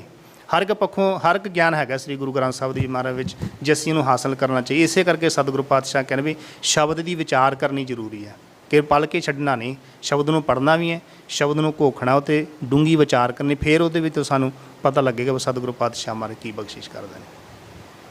ਤੇ ਗੁਰਬਾਣੀ ਦੇ ਵਿੱਚ ਕਿਰਤ ਕਰੋ, ਨਾਮ ਜਪੋ, ਵੰਡ ਛਕੋ ਤੇ ਜ਼ੋਰ ਦਿੱਤਾ। ਗੁਰੂ ਨਾਨਕ ਦੇਵ ਜੀ ਨੇ ਵੀ ਦੁਨੀਆ ਨੂੰ ਇਹ ਸੰਦੇਸ਼ ਦਿੱਤਾ ਕਿ ਤੁਸੀਂ ਕਿਰਤ ਕਰਨੀ, ਨਾਮ ਜਪਣਾ ਹੈ ਤੇ ਵੰਡ ਕੇ ਛਕਣਾ ਹੈ। ਕਿਰਤ ਕਰੋ, ਨਾਮ ਜਪੋ, ਵੰਡ ਕੇ ਛਕੋ, ਇਹ ਉਪਦੇਸ਼ ਸ੍ਰੀ ਗੁਰੂ ਨਾਨਕ ਦੇਵ ਪਾਤਸ਼ਾਹ ਮਹਾਰਾਜ ਜੀ ਦਾ। ਗੁਰੂ ਸਾਹਿਬ ਨੇ ਜਿਹੜਾ ਸਾਨੂੰ ਉਪਦੇਸ਼ ਦਿੱਤਾ ਨਾ, ਜਿਹੜੇ ਗੁਰੂ ਸਾਹਿਬ ਨੇ, ਗੁਰੂ ਨਾਨਕ ਦੇਵ ਜੀ ਨੇ, ਗੁਰੂ ਅੰਗਦ ਦੇਵ ਜੀ ਨੇ, ਗੁਰੂ ਗੋਬਿੰਦ ਸਿੰਘ ਮਹਾਰਾਜ ਤੱਕ, ਉਹ ਪਹਿਲੋਂ ਸਤਿਗੁਰੂ ਪਾਤਸ਼ਾਹ ਨੇ ਆਪਣੇ ਜੀਵਨ ਦੇ ਵਿੱਚ ਸਰੀਰਕ ਤੌਰ 'ਤੇ ਰਹਿੰਦਿਆਂ ਹੋਇਆਂ, ਆਪਣੇ ਸਰੀਰ ਚੋਲ ਵਿੱਚ ਰਹਿੰਦਾ ਕਰਕੇ ਸਾਨੂੰ ਦਿਖਾਇਆ ਵੀ ਇਕੱਲਾ ਉਪਦੇਸ਼ ਨਹੀਂ ਦਿੱਤਾ, ਉਹਨਾਂ ਕਰਕੇ ਦਿਖਾਇਆ ਵੀ ਇੱਦਾਂ ਕਰਨਾ ਵੀ ਹੈ। ਜਦੋਂ ਗੁਰੂ ਨਾਨਕ ਸਾਹਿਬ ਮਹਾਰਾਜ ਜਦੋਂ ਸੱਚਾ ਸੌਦਾ ਕਰਨ ਗਏ, ਜੋ ਪਿਤਾ ਸ੍ਰੀ ਨੇ 20 ਰੁਪਏ ਦਿੱਤੇ ਵੀ ਸੱਚਾ ਸੌਦਾ ਕਰਕੇ ਆਓ, ਉਹਨਾਂ ਇਹ ਨਹੀਂ ਕਿਹਾ ਵੀ ਸੱਚਾ ਸੌਦਾ ਕਰਕੇ ਆਓ, ਉਹਨਾਂ ਕਿਹਾ ਵਪਾਰ ਕਰਕੇ ਆਓ। ਜਦੋਂ ਸਤਿਗੁਰੂ ਪਾਤਸ਼ਾਹ ਮਹਾਰਾਜ ਆਪਣੇ ਸਾਥੀਆਂ ਦੇ ਨਾਲ ਵਪਾਰ ਕਰਨ ਗਏ 20 ਰੁਪਏ ਦਾ, ਅਸਲ ਵਿੱਚ ਜਿਹੜਾ ਪੈਸਾ ਜਿਹੜਾ ਉਹ ਸਾਡਾ ਸਹੀ ਤਰੀਕੇ ਦੇ ਨਾਲ ਲੱਗ ਜੇ ਤੇ ਉਹ ਵਪਾਰ ਵਧੀਆ ਹੁੰਦਾ। ਜੇ ਅਸੀਂ ਕਿਸੇ ਵੀ ਫੀਲਡ ਵਿੱਚ ਪੈਸਾ ਲੈ ਕਿਸੇ ਵਪਾਰ 'ਚ ਲਾਉਂਦੇ ਹਾਂ ਜਾਂ ਸ਼ੇਅਰ ਮਾਰਕੀਟ 'ਚ ਲਾਉਂਦੇ ਹਾਂ, ਜੇ ਸਾਡਾ ਪੈਸਾ ਵਧੀਆ ਤਰੀਕੇ ਨਾਲ ਲੱਗ ਜਾਵੇਗਾ ਤਾਂ ਉਹਦਾ ਸਾਨੂੰ ਲਾਭ ਆਏਗਾ। ਜੇ ਅਸੀਂ ਗਲਤ ਤਰੀਕੇ ਨਾਲ ਲੱਗ ਦਾਂਗੇ ਤਾਂ ਉਹਦਾ ਕੋਈ ਜ਼ਰੂਰੀ ਨਹੀਂ ਵੀ ਲਾਭ ਆਏਗਾ ਕਿ ਨਹੀਂ ਲਾਏਗਾ, ਨੁਕਸਾਨ ਹੀ ਹੋਏਗਾ। ਜਦੋਂ ਗੁਰੂ ਨਾਨਕ ਸਾਹਿਬ ਮਹਾਰਾਜ ਵਪਾਰ ਕਰਨ ਗਏ ਤਾਂ ਉਹਨਾਂ ਨੂੰ ਇੱਕ ਨਾ ਸਾਧ ਸੰਤ ਮਿਲੇ। ਹੁਣ ਕਈ ਲੋਕ ਇੱਥੇ ਆਪਾਂ ਹੀ ਕਹਿ ਦਿੰਦੇ ਹਾਂ ਵੀ ਭੁੱਖੇ ਸਾਧੂਆਂ ਦੀ ਟੋਲੀ ਮਿਲੀ। ਉਹ ਭੁੱਖੇ ਇੱਦਾਂ ਨਹੀਂ ਸੀ ਭੁੱਖੇ, ਨਾ ਉਹ ਘਰੋਂ ਧੱਕੇ ਹੋਏ ਸੀ, ਘਰੋਂ ਕੱਢੇ ਹੋਏ ਨਹੀਂ ਸੀ, ਉਹ ਮਜਬੂਰੀ ਦੇ ਮਾਰੇ ਨਹੀਂ ਸੀ। ਉਹਨੇ ਤਾਂ ਉਦੋਂ ਪ੍ਰਚਾਰ ਇਹ ਹੁੰਦਾ ਸੀ ਵੀ ਜਿਹੜੀ ਸਾਧਨਾ ਕਰਨੀ ਹੈ, ਭਗਤੀ ਕਰਨੀ ਹੈ, ਪਰਮੇਸ਼ਰ ਨੂੰ ਪਾਉਣਾ, ਇਹ ਘਰੋਂ ਬਾਹਰ ਰਹਿ ਕੇ ਪਾਇਆ ਜਾਂਦਾ, ਘਰੇ ਗ੍ਰਸਤ ਜੀਵਨ ਵਿੱਚ ਰਹਿ ਕੇ ਨਹੀਂ ਪਾਇਆ ਜਾਂਦਾ। ਉਹ ਇਸ ਕਰਕੇ ਉਹ ਜਿਹੜੇ ਸਾਧੂ ਜਨ ਸਨ ਉਹ ਆਪਣੇ ਘਰਾਂ ਨੂੰ ਤਿਆਗ ਕੇ, ਪਰਿਵਾਰ ਬੱਚੇ ਛੱਡ ਕੇ ਬਾਹਰ ਆਪਣੇ ਪਰਮਾਤਮਾ ਨੂੰ ਪਾਉਣ ਵਾਸਤੇ, ਸਾਧਨਾ ਕਰਨ ਵਾਸਤੇ ਚੱਲੇ ਗਏ ਹੋਏ ਸੀ। ਕੋਈ ਇੱਕ ਪੈਰ 'ਤੇ ਖਲੋ ਕੇ ਕਰਦਾ ਸੀ, ਕੋਈ ਵਾਲ ਦਰਖਤ ਨਾਲ ਬੰਨ੍ਹ ਕੇ ਕਰਦਾ ਸੀ, ਕੋਈ ਪਾਣੀ ਵਿੱਚ ਲਟਕ ਕੇ ਕੀ ਕਰਦਾ ਸੀ, ਉਹ ਆਪਣੇ ਤਰੀਕੇ ਦੇ ਨਾਲ। ਜਦੋਂ ਉਹਨਾਂ ਨੂੰ ਨਾ ਸਮੇਂ ਸਰਸਤ ਨਾ ਪਹੁੰਚਣ ਕਰਕੇ, ਚਲੋ ਭੁੱਖ ਨੇ ਉਹਨਾਂ ਨੂੰ ਸਤਾਇਆ ਹੋਇਆ ਸੀ, ਗੁਰੂ ਨਾਨਕ ਸਾਹਿਬ ਮਹਾਰਾਜ ਜੀ ਦੇ ਨਾਲ ਉਹਨਾਂ ਦਾ ਮੇਲ ਹੋਇਆ ਅਤੇ ਉੱਥੇ ਉਹਨਾਂ ਦੇ ਹਾਲਾਤ ਵੇਖ ਕੇ, ਉਹਨਾਂ ਦੀ ਹਾਲਤ ਵੇਖ ਕੇ ਵੀ ਇਹ ਭੁੱਖੇ ਨੇ, ਰਸਤ ਪਾਣੀ ਇਹਨਾਂ ਨੂੰ ਨਹੀਂ ਪਹੁੰਚ ਸਕਿਆ। ਸਤਿਗੁਰੂ ਪਾਤਸ਼ਾਹ ਨੇ ਸੋਚਿਆ ਵੀ ਦੂਰ ਅੰਦੇਸੀ ਸਨ ਸ੍ਰੀ ਗੁਰੂ ਨਾਨਕ ਦੇਵ ਪਾਤਸ਼ਾਹ ਮਹਾਰਾਜ, ਸਾਰੇ ਗੁਰੂ ਸਾਹਿਬ ਦੂਰ ਅੰਦੇਸੀ ਹੋਏ ਨਾ। ਮਰ ਕਹਿੰਦੇ ਵੀ ਇਹੋ ਜਿਹਾ ਵਪਾਰ ਹੋਵੇ ਜਿਹੜਾ ਪੈਸਾ ਖਰਚੇ ਦੇ ਨਾਲ ਭਟਕਿਆਂ ਨੂੰ ਸਿੱਧੇ ਰਾਹ ਪਾਇਆ ਜਾ ਸਕੇ, ਭੁੱਲੇ ਹੋਏ ਲੋਕਾਂ ਨੂੰ ਸਮਝਾਇਆ ਜਾ ਸਕੇ, ਅਗਿਆਨਤਾ ਦੇ ਹਨੇਰੇ ਵਿੱਚ ਫਿਰ ਰਹੇ ਲੋਕਾਂ ਨੂੰ ਜੇ ਅਸੀਂ ਆਹ ਪੈਸੇ ਖਰਚ ਕੇ ਗਿਆਨ ਦਾ ਮਾਰਗ ਦਰਸਾ ਦਿੱਤਾ ਜਾਵੇ ਤਾਂ ਇੱਦੋਂ ਵਧੀਆ ਹੋਰ ਕੋਈ ਵਪਾਰ ਨਹੀਂ ਹੋ ਸਕਦਾ। ਅਤੇ ਸਤਿਗੁਰੂ ਗੁਰੂ ਨਾਨਕ ਦੇਵ ਸੱਚੇ ਪਾਤਸ਼ਾਹ ਨੇ ਉਹਨਾਂ ਸਾਧੂਆਂ ਨੂੰ, ਉਹਨਾਂ ਸੰਤਾਂ ਨੂੰ ਉਸ 20 ਰੁਪਏ ਖਰਚ ਕੇ ਭੋਜਨ ਛਕਾਇਆ। ਭੋਜਨ ਛਕਾਉਣ ਤੋਂ ਬਾਅਦ ਫਿਰ ਉਹਨਾਂ ਨੂੰ ਇਹ ਉਪਦੇਸ਼ ਕੀਤਾ, ਭਾਈ ਵੀ ਜਿਹੜੀ ਸਾਧਨਾ ਹੈ ਨਾ ਪਰਮੇਸ਼ਰ ਨੂੰ ਪਾਉਣਾ, ਇਹ ਘਰੋਂ ਬਾਹਰ ਰਹਿ ਕੇ ਨਹੀਂ ਪਾਇਆ ਜਾ ਸਕਦਾ, ਇਹ ਘਰ ਦੇ ਵਿੱਚ ਗ੍ਰਸਤ ਜੀਵਨ ਦੇ ਵਿੱਚ ਰਹਿ ਕੇ ਪਾਇਆ ਜਾ ਸਕਦਾ। ਕਿਉਂ ਗੁਰੂ ਨਾਨਕ ਸਾਹਿਬ ਨੇ ਵੀ ਗ੍ਰਸਤ ਜੀਵਨ ਦੇ ਵਿੱਚ ਰਹਿ ਕੇ ਪਰਮਾਤਮਾ ਦਾ, ਪਰਮੇਸ਼ਰ ਦਾ ਪ੍ਰਚਾਰ ਕੀਤਾ ਵੀ ਤੁਸੀਂ ਆਪਣੇ ਘਰਾਂ ਨੂੰ ਜਾਓ, ਘਰੇ ਜਾ ਕੇ ਕਿਰਤ ਕਰੋ, ਪਰਮੇਸ਼ਰ ਦਾ ਨਾਮ ਉੱਥੇ ਜਪੋ। ਕਿਉਂਕਿ ਪਰਮੇਸ਼ਰ ਦਾ ਨਾਮ ਜਿੰਨਾ ਗ੍ਰਸਤ ਜੀਵਨ ਦੇ ਵਿੱਚ ਰਹਿ ਕੇ, ਘਰੇ ਰਹਿ ਕੇ ਪਰਿਵਾਰ ਵਿੱਚ ਰਹਿ ਕੇ ਜਪਿਆ ਜਾ ਸਕਦਾ। ਮੇਰੇ ਖਿਆਲ ਨਾਲ ਬਾਹਰ ਨਹੀਂ ਜਪਿਆ ਜਾ ਸਕਦਾ, ਕਿਉਂ ਘਰੇ ਸਾਧਨ ਹੁੰਦੇ ਨੇ, ਪ੍ਰਸ਼ਾਦਾ ਪੱਕਿਆ ਪਕਾਇਆ ਮਿਲਦਾ, ਲੀੜੇ ਕੱਪੜੇ ਧੋਵੇ ਧੋਪਾਏ ਮਿਲਦੇ ਨੇ। ਕਿਉਂ ਬਾਹਰ ਜਾਵਾਂਗੇ, ਬਾਹਰ ਸਵੇਰੇ ਭਜਨ ਕਰਾਂਗੇ, ਸ਼ਾਮ ਦੇ ਪ੍ਰਸ਼ਾਦੇ ਤੇ ਫਿਕਰ ਹੈ, ਸ਼ਾਮ ਨੂੰ ਕਰਾਂਗੇ ਸਵੇਰ ਦੇ ਪ੍ਰਸ਼ਾਦੇ ਤੇ ਫਿਕਰ ਹੈ, ਫਿਰ ਕੱਪੜੇ ਧੋਣ ਦਾ ਫਿਕਰ ਹੈ, ਨਹਾਉਣ ਧੋਣ ਦਾ, ਆਪਣਾ ਸਾਧਨ ਲੱਭਣ ਦਾ ਫਿਰ ਫਿਕਰ ਹੈ। ਇਸ ਕਰਕੇ ਪਰਿਵਾਰ ਵਿੱਚ ਰਹਿ ਕੇ, ਬੱਚਿਆਂ ਦੇ ਵਿੱਚ ਰਹਿ ਕੇ, ਗ੍ਰਸਤ ਜੀਵਨ ਵਿੱਚ ਰਹਿ ਕੇ ਸਤਿਗੁਰੂ ਪਾਤਸ਼ਾਹ ਕਹਿੰਦੇ ਵੀ ਪਰਮੇਸ਼ਰ ਨੂੰ ਜ਼ਿਆਦਾ ਪਾਇਆ ਜਾਂਦਾ। ਉਹ ਇੱਕ ਹੋਰ ਗੱਲ ਹੈ, ਇੱਕ ਤਾਂ ਭਜਨ ਕੀਤਾ ਕਰਨਾ ਸੌਖਾ ਘਰੇ ਰਹਿ ਕੇ, ਇੱਕ ਇਹ ਹੈ ਵੀ ਜਿਹੜਾ ਸਾਡਾ ਪਰਿਵਾਰ ਹੈ ਨਾ, ਇਹ ਸਾਡੀ ਆਪਣੀ ਦੇਣ ਨਹੀਂ ਹੈਗੀ, ਇਹ ਅਕਾਲ ਪੁਰਖ ਦੀ ਦੇਣ ਹੈ। ਜੇ ਸਾਡੇ ਪਰਿਵਾਰ ਨੇ, ਬੱਚੇ ਨੇ, ਧੀਆਂ ਪੁੱਤ ਨੇ, ਪਰਮੇਸ਼ਰ ਦੀ ਦੇਣ ਹੈ, ਅਤੇ ਸਾਡੀ ਡਿਊਟੀ ਲੱਗੀ ਹੈ ਇਹਨਾਂ ਨੂੰ ਪਾਲਣ ਦੀ। ਪ੍ਰਸ਼ਾਦਾ ਛਕਾਓ ਮਾਰਨੀ ਸਾਡੀ ਡਿਊਟੀ ਲਾਈ ਵੀ ਵਧੀਆ ਇਹਨਾਂ ਦੀ ਪਾਲਣ ਪੋਸ਼ਣ ਕਰਨਾ। ਉਹ ਕਿਉਂਕਿ ਦਾਤ ਵੇਖੋ, ਕੋਈ ਛੋਟੀ ਉਮਰ ਜਾ ਰਿਹਾ, ਕੋਈ ਵੱਡੀ ਉਮਰ ਜਾ ਰਿਹਾ, ਉਹ ਮਾਲਕ ਦੀ ਦਾਤ ਹੈ, ਜਦੋਂ ਮਰਜ਼ੀ ਦੇ ਸਕਦਾ, ਜਦੋਂ ਮਰਜ਼ੀ ਲਿਜਾ ਸਕਦਾ। ਇਸ ਕਰਕੇ ਮਾਲਕ ਦੀ ਦਾਤ ਮੰਨੀ ਜਾ ਸਕਦੀ ਹੈ ਵੀ ਹੈ। ਇਹ ਸਾਡੀ ਡਿਊਟੀ ਹੈ ਵੀ ਜੇ ਅਸੀਂ ਇਹ ਡਿਊਟੀ ਤੋਂ ਭੱਜਦੇ ਹਾਂ, ਆਪਣੀ ਜ਼ਿੰਮੇਵਾਰੀ ਤੋਂ ਭੱਜਦੇ ਹਾਂ, ਅਸੀਂ ਪਰਮੇਸ਼ਰ ਦੇ ਦੇਣਦਾਰ ਹਾਂ, ਦੋਸ਼ੀ ਗਿਣੇ ਜਾਵਾਂਗੇ ਮੇਰੇ ਖਿਆਲ ਦੇ ਨਾਲ। ਅਤੇ ਸਤਿਗੁਰ ਪਾਤਸ਼ਾਹ ਨੇ ਮਹਾਰਾਜ ਨੇ ਉਹਨਾਂ ਨੂੰ ਉਪਦੇਸ਼ ਦਿੱਤਾ ਵੀ ਤੁਸੀਂ ਆਪਣੇ ਆਪਣੇ ਘਰੇ ਬੈਠ ਕੇ ਧਰਮ ਦੀ ਕਿਰਤ ਕਰੋ, ਪਰਿਵਾਰ ਵਿੱਚ ਬਹਿ ਕੇ ਨਾਮ ਜਪੋ, ਆਪਣੇ ਬੱਚਿਆਂ ਨੂੰ ਵੀ ਸੇਧ ਦੇਵੋ, ਜਿਹੜੀ ਤੁਸੀਂ ਪਰਮੇਸ਼ਰ ਨੂੰ ਪਾਉਣ ਦੀ ਗੱਲ ਕਰਦੇ ਹੋ। ਆਪ ਵੀ ਜਪੋ ਅਤੇ ਆਪਣੇ ਬੱਚਿਆਂ ਨੂੰ ਵੀ ਜਪਾਓ, ਬੱਚਿਆਂ ਨੂੰ ਵੀ ਪਰਮੇਸ਼ਰ ਦੇ ਰਸਤੇ 'ਤੇ ਲਾਓ। ਅਤੇ ਜਿਹੜੀ ਤੁਸੀਂ ਧਰਮ ਦੀ ਕਿਰਤ ਕਰਦੇ ਹੋ, ਉਹਦੇ 'ਚੋਂ ਲੋੜਵੰਦ ਬੰਦੇ ਨੂੰ ਆਪਣਾ ਦਸਵੰਧ ਕੱਢ ਕੇ ਦਿਓ, ਕਿ ਉਹ ਦਸਵੰਧ ਕੱਢਣਾ ਗੁਰੂ ਸਾਹਿਬਾਂ ਦਾ ਹੁਕਮ ਵੀ ਹੈ ਵੀ ਹਰ ਇੱਕ ਗੁਰਸਿੱਖ ਨੂੰ ਦਸਵੰਧ ਕੱਢਣਾ ਚਾਹੀਦਾ। ਅਤੇ ਦਸਵੰਧ ਕੱਢ ਕੇ ਲੋੜਵੰਦ ਇਨਸਾਨ ਨੂੰ ਦਿੱਤਾ ਜਾਵੇ। ਜੇ ਕਿਸੇ ਨੂੰ ਕੱਪੜੇ ਦੀ ਲੋੜ ਹੈ, ਕੱਪੜਾ ਦਿੱਤਾ ਜਾਵੇ, ਕਿਸੇ ਨੂੰ ਜੁੱਤੀ ਦੀ ਲੋੜ ਹੈ, ਜੁੱਤੀ ਦਿੱਤੀ ਜਾਵੇ, ਕਿਸੇ ਦਾ ਗਰੀਬ ਦਾ ਬੱਚਾ ਪੜ੍ਹ ਨਹੀਂ ਰਿਹਾ, ਆਪਣਾ ਦਸਵੰਧ ਆ ਉਸ ਗਰੀਬ ਦਾ ਬੱਚਾ ਪੜ੍ਹਾਉਣਾ ਚਾਹੀਦਾ। ਅਤੇ ਜੇ ਕੋਈ ਗੁਰਸਿੱਖੀ ਦੇ ਨਾਲ ਜੁੜ ਰਿਹਾ ਚਾਹੇ ਨਹੀਂ ਜੁੜ ਰਿਹਾ, ਜੋ ਅਸੀਂ ਉਹਦੀ ਲੋੜ ਪੂਰੀ ਕਰਾਂਗੇ, ਅਸੀਂ ਗੁਰਸਿੱਖ ਹਾਂ, ਅਸੀਂ ਗੁਰਸਿੱਖ ਦੇ ਤੌਰ 'ਤੇ ਆਪਣਾ ਦਸਵੰਧ ਕੱਢ ਕੇ ਇੱਕ ਗੁਰਸਿੱਖ ਦੇ ਬੱਚੇ ਨੂੰ ਦਿਆਂਗੇ, ਉਹਦੀ ਹਰ ਲੋੜ ਪੂਰੀ ਕਰਾਂਗੇ, ਉਹਦੀ ਪੜ੍ਹਾਈ, ਉਹਦਾ ਲੀੜਾ ਕੱਪੜਾ, ਉਹਨੂੰ ਪਹਿਨਣ ਨੂੰ ਬਾਣਾ ਦਿਆਂਗੇ, ਸੋਹਣੇ ਸ਼ਸਤਰ ਲਿਆ ਕੇ ਦਿਆਂਗੇ, ਉਹਨੂੰ ਚਾਅ ਹੋਏਗਾ, ਉਹਨੂੰ ਸ਼ੌਂਕ ਹੋਏਗਾ, ਉਹ ਗੁਰਸਿੱਖੀ ਦੇ ਨਾਲ ਜੁੜੇਗਾ। ਸਾਨੂੰ ਇਹ ਗੱਲਾਂ ਵੱਲ ਖਾਸ ਕਰਕੇ ਧਿਆਨ ਰੱਖਣਾ ਚਾਹੀਦਾ ਵੀ ਜੇ ਅਸੀਂ ਗੁਰਸਿੱਖ ਜਿਹੜਾ ਸੱਚੇ ਪਾਤਸ਼ਾਹ ਦੇ ਹੁਕਮ ਦੇ ਨਾਲ ਅਸੀਂ ਦਸਵੰਧ ਕੱਢਦੇ ਹਾਂ, ਸਾਡਾ ਦਸਵੰਧ ਇਹਨਾਂ ਚੀਜ਼ਾਂ 'ਤੇ ਲੱਗਣਾ ਚਾਹੀਦਾ, ਨਾ ਕਿ ਸਿਆਸੀ ਬੰਦੇ ਨੂੰ। ਕਈ ਵਾਰੀ ਹੁੰਦਾ ਨਾ, ਅਸੀਂ ਫਲਾਣੀ ਪਾਰਟੀ ਨੂੰ ਲੱਖ ਰੁਪਇਆ ਦੇ ਰਹੇ ਹਾਂ, ਫਲਾਣੀ ਪਾਰਟੀ ਨੂੰ, ਪਿੱਛੇ ਜੇ ਇੱਦਾਂ ਹੋਇਆ, ਮੈਨੂੰ ਵੀ ਇੱਕ ਦੋ ਬੰਦੇ ਮਿਲੇ, ਕਹਿੰਦੇ ਅਸੀਂ ਫਲਾਣੀ ਨੂੰ ਅਸੀਂ ਨਾ 12 ਲੱਖ ਰੁਪਏ ਦਿੱਤਾ, ਅਸੀਂ 10 ਲੱਖ। ਇਹ ਨਹੀਂ ਠੀਕ ਹੈ, ਤੁਹਾਡਾ ਕੋਈ ਸੰਸਾਰਿਕ ਤੌਰ 'ਤੇ ਸੰਬੰਧ ਹੈਗਾ, ਉਹਦੀ ਮਦਦ ਕਰੋ, ਸਪੋਰਟ ਕਰੋ, ਕੋਈ ਗੱਲ ਨਹੀਂ, ਵੱਡੀ ਗੱਲ ਨਹੀਂ, ਕਰੋ ਜ਼ਰੂਰ ਕਰੋ, ਇਹ ਨਹੀਂ ਆਪਾਂ ਨਹੀਂ ਕਹਿੰਦੇ ਵੀ ਨਾ ਕਰੋ, ਹੈ ਨਾ। ਪਰ ਸਾਨੂੰ ਗੁਰਸਿੱਖਾਂ ਨੂੰ ਇਸ ਗੱਲ ਵੱਲ ਧਿਆਨ ਰੱਖਣਾ ਚਾਹੀਦਾ, ਅਸਲ ਦੇ ਵਿੱਚ ਵੰਡ ਛਕਣਾ ਇਹ ਹੈ, ਵੰਡ ਕੇ ਛਕਣਾ, ਉਹ ਨਹੀਂ ਸਿਆਸੀ ਤੌਰ 'ਤੇ ਵੰਡ ਕੇ ਛਕਣ ਵਾਲੀ ਗੱਲ ਨਹੀਂ ਮਹਾਰਾਜ ਨੇ ਕੀਤੀ। ਮਹਾਰਾਜ ਕਹਿੰਦੇ ਲੋੜਵੰਦ ਬੱਚੇ ਨੂੰ ਸ਼ਸਤਰ ਲੈ ਕੇ ਦਿਓ, ਉਹਨੂੰ ਬਾਣਾ ਲੈ ਕੇ ਦਿਓ, ਉਹਨੂੰ ਸਕੂਲ ਦੀਆਂ ਕਿਤਾਬਾਂ ਲੈ ਕੇ ਦਿਓ, ਜਿਹੜਾ ਬਸਤਰ ਨਹੀਂ ਪਹਿਨ ਰਿਹਾ ਉਹਨੂੰ ਬਸਤਰ ਲੈ ਕੇ ਦਿਓ। ਹੁਣ ਕਈ ਵਾਰੀ ਦੇਖਦੇ ਹਾਂ ਪ੍ਰਭਾਤ ਫੇਰੀ ਗੁਰੂ ਨਾਨਕ ਦੇਵ ਪਾਤਸ਼ਾਹ ਮਹਾਰਾਜ ਜੀ ਦਾ ਪੁਰਬ ਹੁੰਦਾ ਅਤੇ 10ਵੇਂ ਪਾਤਸ਼ਾਹ ਮਹਾਰਾਜ ਦਾ ਪੁਰਬ ਹੁੰਦਾ, ਪ੍ਰਭਾਤ ਫੇਰੀ ਸਿਆਲ ਹੁੰਦੀ, ਠੰਡ ਹੁੰਦੀ ਹੈ। ਕਈ ਗਰੀਬ ਲੋਕ ਬੱਚੇ ਨਾ, ਉਹ ਭਾਵੇਂ ਜਿੱਦਾਂ ਮਰਜ਼ੀ ਆਉਂਦੇ ਨੇ, ਭਾਵੇਂ ਉਹ ਛਕਣ ਛਕਾਉਣ ਦੇ ਲਾਲਚ ਨੂੰ ਆਉਂਦੇ ਨੇ, ਚਾਹੇ ਰੌਣਕ ਮੇਲਾ ਵੇਖਣ ਦੇ ਲਾਲਚ ਨੂੰ ਆਉਂਦੇ, ਕਿੱਦਾਂ ਮਰਜ਼ੀ ਲਾ ਲਓ। ਪਰ ਉਹਨਾਂ ਜਿੱਦਾਂ ਕਈ ਨੰਗੇ ਪੈਰੀ ਹੁੰਦੇ ਨੇ, ਕਈਆਂ ਦੇ ਸਿਰ 'ਤੇ ਨਿੱਕੀ ਜਿਹੀ ਚੁੰਨੀ ਹੁੰਦਾ, ਵਿਚਾਰੇ ਇੱਕ ਇਕੱਲੀ ਕਮੀਜ਼ ਪਾਈ ਹੁੰਦੀ ਆ, ਉਹਨਾਂ ਨੂੰ ਚਾਹੀਦਾ ਵੀ ਉਹ ਹੁੰਦਾ ਵੰਡ ਕੇ ਛਕਣਾ, ਉਹ ਧਰਮ ਦੇ ਲੇਖੇ ਲੱਗਦਾ। ਉਹਨੂੰ ਜੁੱਤੀ ਲੈ ਕੇ ਦਿਓ, ਉਹਨਾਂ ਨੂੰ ਨਿੱਘਾ ਕੱਪੜਾ ਲੈ ਕੇ ਦਿਓ, ਉਹਨਾਂ ਨੂੰ ਬਸਤਰ ਲੈ ਕੇ ਦਿਓ। ਇਹਦਾ ਫਾਇਦਾ ਇੱਕ ਹੋਰ ਹੈ ਵੀ ਜਦੋਂ ਅਸੀਂ ਇਹਨਾਂ ਨੂੰ ਲੈ ਕੇ ਦੇਵਾਂਗੇ, ਪ੍ਰੇਰੇ ਜਾਣਗੇ, ਇਹਨਾਂ ਨੂੰ ਉਤਸ਼ਾਹ ਹੋਰ ਹੋਏਗਾ ਵੀ ਉਤਸ਼ਾਹ ਦੇ ਨਾਲ ਪ੍ਰਭਾਤ ਫੇਰੀ 'ਚ ਜ਼ਿਆਦਾ ਆਉਣਗੇ। ਅੱਜ ਪ੍ਰਭਾਤ ਫੇਰੀ 'ਚ ਆਉਣਗੇ, ਕੱਲ੍ਹ ਨੂੰ ਗੁਰੂ ਗ੍ਰੰਥ ਸਾਹਿਬ ਜੀ ਦੇ ਭੋਗ ਸਮੇਂ ਜਾਂ ਆਪਾਂ ਗੁਰਪੁਰਬ ਮਨਾਉਂਦੇ ਹਾਂ ਉਦੋਂ ਵੀ ਆਉਣਗੇ, ਫਿਰ ਉਹ ਸਾਡੇ ਇਤਿਹਾਸ ਨੂੰ ਸੁਣਨਗੇ। ਅੱਜ ਏਡੇ ਨੇ, ਕੱਲ੍ਹ ਨੂੰ ਏਡੇ ਹੋਣਗੇ, ਪਰਸੋਂ ਏਡੇ ਹੋਣਗੇ, ਪਰ ਉਹਨਾਂ ਨੂੰ ਇਹ ਗੱਲ ਚੇਤੇ ਰਹਿ ਗਈ ਵੀ ਸਾਡੀ ਹਰ ਇੱਕ ਪੱਖੋਂ ਹੈ ਨਾ, ਆਰਥਿਕ ਤੌਰ 'ਤੇ ਇਹ ਫਲਾਣੇ ਸਿੱਖ ਨੇ, ਫਲਾਣੇ ਬੰਦੇ ਨੇ, ਫਲਾਣੇ ਪ੍ਰਬੰਧਕਾਂ ਨੇ, ਫਲਾਣੇ ਪ੍ਰਬੰਧਕ ਕਮੇਟੀ ਨੇ, ਜਾਂ ਫਲਾਣੇ ਸੰਸਥਾ ਨੇ ਸਾਡੀ ਮਦਦ ਕੀਤੀ ਸੀ। ਫਿਰ ਉਹਨਾਂ ਨੂੰ ਚਾਅ ਹੋਏਗਾ, ਉਹ ਸਾਡੇ ਨਾਲ ਜੁੜਨਗੇ। ਇਸੇ ਤਰ੍ਹਾਂ ਹੌਲੀ ਹੌਲੀ ਸਿੱਖੀ ਵਧੇਗੀ।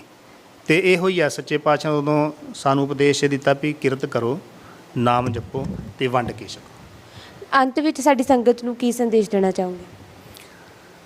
ਸੰਗਤ ਨੂੰ ਅਸੀਂ ਇਹੀ ਬੇਨਤੀ ਕਰਨੀ ਚਾਹਾਂਗੇ, ਭਾਈ ਜਿਹੜਾ ਗੁਰੂ ਸਾਹਿਬ ਨੇ ਸਾਨੂੰ ਦਸਵੰਧ ਕੱਢਣ ਦਾ ਹੁਕਮ ਕੀਤਾ, ਅਸੀਂ ਦਸਵੰਧ ਕੱਢੀਏ ਅਤੇ ਉੱਥੇ ਵਰਤੀ ਜਿੱਥੇ ਅੱਤ ਲੋੜ ਹੈ, ਜਿੱਥੇ ਅੱਤ ਲੋੜ ਹੈ। ਜੇ ਕੋਈ ਗੁਰਸਿੱਖ ਦਾ ਬੱਚਾ ਪੜ੍ਹ ਨਹੀਂ ਪਾ ਰਿਹਾ, ਉਹਦੀ ਮਦਦ ਕਰਨੀ ਚਾਹੀਦੀ ਹੈ। ਹੁਣ ਵੇਖੋ ਨਗਰਾਂ ਦੇ ਵਿੱਚ ਟੂਰਨਾਮੈਂਟ ਹੁੰਦੇ ਨੇ ਅਤੇ ਸੰਗਤਾਂ ਬਹੁਤ ਉਤਸ਼ਾਹ ਦੇ ਨਾਲ ਖਿਡਾਰੀਆਂ ਦਾ ਸਨਮਾਨ ਕਰਦੀਆਂ ਨੇ, ਅਤੇ ਉਹ ਖਿਡਾਰੀਆਂ ਦਾ ਸਨਮਾਨ ਕਰਦੇ ਸੰਗਤਾਂ ਦਾ ਇੰਨਾ ਜਿੱਦਾਂ ਦਾ ਉਤਸ਼ਾਹ ਹੁੰਦਾ, ਉਹ ਇੰਨਾ ਦਾਨ ਕਰ ਦਿੰਦੀਆਂ, ਸਾਡੇ ਕੋਲ ਕਾਫੀ ਪੈਸਾ ਉਹ ਸਨਮਾਨ ਕਰਕੇ ਉਹਨਾਂ ਨੂੰ ਦੇ ਕੇ ਵੀ ਫਿਰ ਕਾਫੀ ਬਚ ਜਾਂਦਾ। ਕਿਉਂ ਇੱਕ ਸਾਡੀ ਇਹ ਹੁੰਦੀ ਹੈ ਵੀ ਇਹ ਸਾਡਾ ਅੱਜ ਪੈਸਾ ਬਚ ਗਿਆ, ਅਸੀਂ ਨਾ ਅਗਲੇ ਟੂਰਨਾਮੈਂਟ 'ਤੇ ਲਾਵਾਂਗੇ। ਇਹ ਮੇਰੇ ਖਿਆਲ ਦੇ ਨਾਲ ਗੁਰੂ ਸਾਹਿਬ 'ਤੇ ਨਾ ਭਰੋਸੇ ਵਾਲੀ ਗੱਲ ਹੈ ਨਾ। ਕਿਉਂਕਿ ਸਾਨੂੰ ਗੁਰੂ ਸਾਹਿਬ 'ਤੇ ਭਰੋਸਾ ਰੱਖਣਾ ਚਾਹੀਦਾ ਵੀ ਜੇ ਸਾਨੂੰ ਅੱਜ ਸੰਗਤ ਨੇ ਉਤਸ਼ਾਹ ਦੇ ਨਾਲ ਇੰਨਾ ਪੈਸਾ ਦੇ ਦਿੱਤਾ ਨਾ, ਸਾਡੇ ਖਿਡਾਰੀਆਂ ਵਾਸਤੇ ਵਧੀਆ ਸਨਮਾਨ ਹੋ ਗਿਆ ਹੈ ਨਾ, ਅਤੇ ਉਹਨਾਂ ਵੱਲੋਂ ਵੇਖ ਕੇ ਹੋਰ ਨਵੇਂ ਖਿਡਾਰੀ ਬਣਨਗੇ, ਨਸ਼ਿਆਂ ਤੋਂ ਬਚਣਗੇ, ਕੁਰੈਤਾਂ ਤੋਂ ਬਚਣਗੇ, ਕੁਕਰਮਾਂ ਤੋਂ ਬਚਣਗੇ, ਮਾੜੇ ਕੰਮਾਂ ਤੋਂ, ਚੋਰੀਆਂ ਚਾਰੀਆਂ ਤੋਂ ਬਚਣਗੇ, ਨਸ਼ਿਆਂ ਤੋਂ ਬਚਣਗੇ। ਇਹ ਬਹੁਤ ਵਧੀਆ ਚੀਜ਼ ਹੈ। ਪਰ ਉਹ ਜਿਹੜਾ ਪੈਸਾ ਬਚਦਾ ਉਹ 'ਚੋਂ ਮੇਰੇ ਖਿਆਲ ਨਾਲ ਥੋੜ੍ਹਾ ਬਹੁਤ ਪੈਸਾ ਇੱਦਾਂ ਬੱਚਿਆਂ 'ਤੇ ਖਰਚ ਦੇਣਾ ਚਾਹੀਦਾ, ਗੁਰਸਿੱਖਾਂ ਦੇ ਬੱਚਿਆਂ 'ਤੇ ਖਰਚ ਦੇਣਾ ਚਾਹੀਦਾ। ਜਿਹੜੇ ਗੁਰਸਿੱਖ ਬਹੁਤ ਨੇ, ਗੁਰਸਿੱਖ ਇੱਦਾਂ ਦੇ ਸਾਰੇ ਨਜ਼ਰ ਵਿੱਚ ਆਉਂਦੇ ਜਿਨ੍ਹਾਂ ਦੇ ਬੱਚੇ ਵਿਚਾਰੇ ਉੱਦਾਂ ਹੀ ਤੁਰੇ ਫਿਰ ਪੜ੍ਹ ਨਹੀਂ ਸਕ ਰਹੇ ਹੈ ਨਾ। ਉਹਨਾਂ ਨੂੰ ਗੁਰਮਤਿ ਦੀ ਸੇਧ ਦੇਣ 'ਤੇ ਜ਼ਿਆਦਾ ਪੈਸਾ ਖਰਚ ਦੇਣਾ ਚਾਹੀਦਾ, ਗੁਰਬਾਣੀ ਦੀ ਸੰਥਿਆ ਦੇਣ 'ਤੇ ਸਾਨੂੰ ਉਹ ਪੈਸਾ ਕੁਛ ਖਰਚ ਦੇਣਾ ਚਾਹੀਦਾ। ਕਿਉਂਕਿ ਜੋ ਅਗਲਾ ਟੂਰਨਾਮੈਂਟ ਆਉਣਾ ਤਾਂ ਫਿਰ ਸੰਗਤ ਨੇ ਉਤਸ਼ਾਹ ਦੇ ਨਾਲ ਦੇ ਦੇਣਾ। ਹੁਣ ਕਈ ਵਾਰੀ ਵੇਖਿਆ ਵੀ ਜਿੱਦਾਂ ਨਾ ਗੁਰੂ ਘਰਾਂ ਦੇ ਵਿੱਚ ਪ੍ਰਬੰਧਕ ਕਮੇਟੀਆਂ ਨੇ, ਉਹ ਗੁਰਪੁਰਬ ਆਏਗਾ ਨਾ, ਉਹ ਰਸਤਾ ਥੋੜ੍ਹਾ ਸੰਭਾਲ ਲੈਣਗੀਆਂ, ਪਰ ਸੰਭਾਲਣੀ ਨਹੀਂ ਚਾਹੀਦੀ ਕਿਉਂਕਿ ਅਸੀਂ ਅਗਲੀ ਸੰਗਰਾਂਦ 'ਤੇ ਵਰਤਾਂਗੇ ਵੀ ਗੁਰੂ ਸਾਹਿਬ ਹਾਜ਼ਰ ਨਾਜ਼ਰ ਨੇ, ਅਗਲੀ ਸੰਗਰਾਂਦ ਦਾ ਫਿਰ ਦੇ ਦੇਣਗੇ, ਅਗਲੀ ਸੰਗਰਾਂਦ 'ਤੇ ਉਹ ਰਸਤ ਪਾਣੀ ਆਪਾਂ ਨੂੰ ਫਿਰ ਦੇ ਦੇਣਗੇ।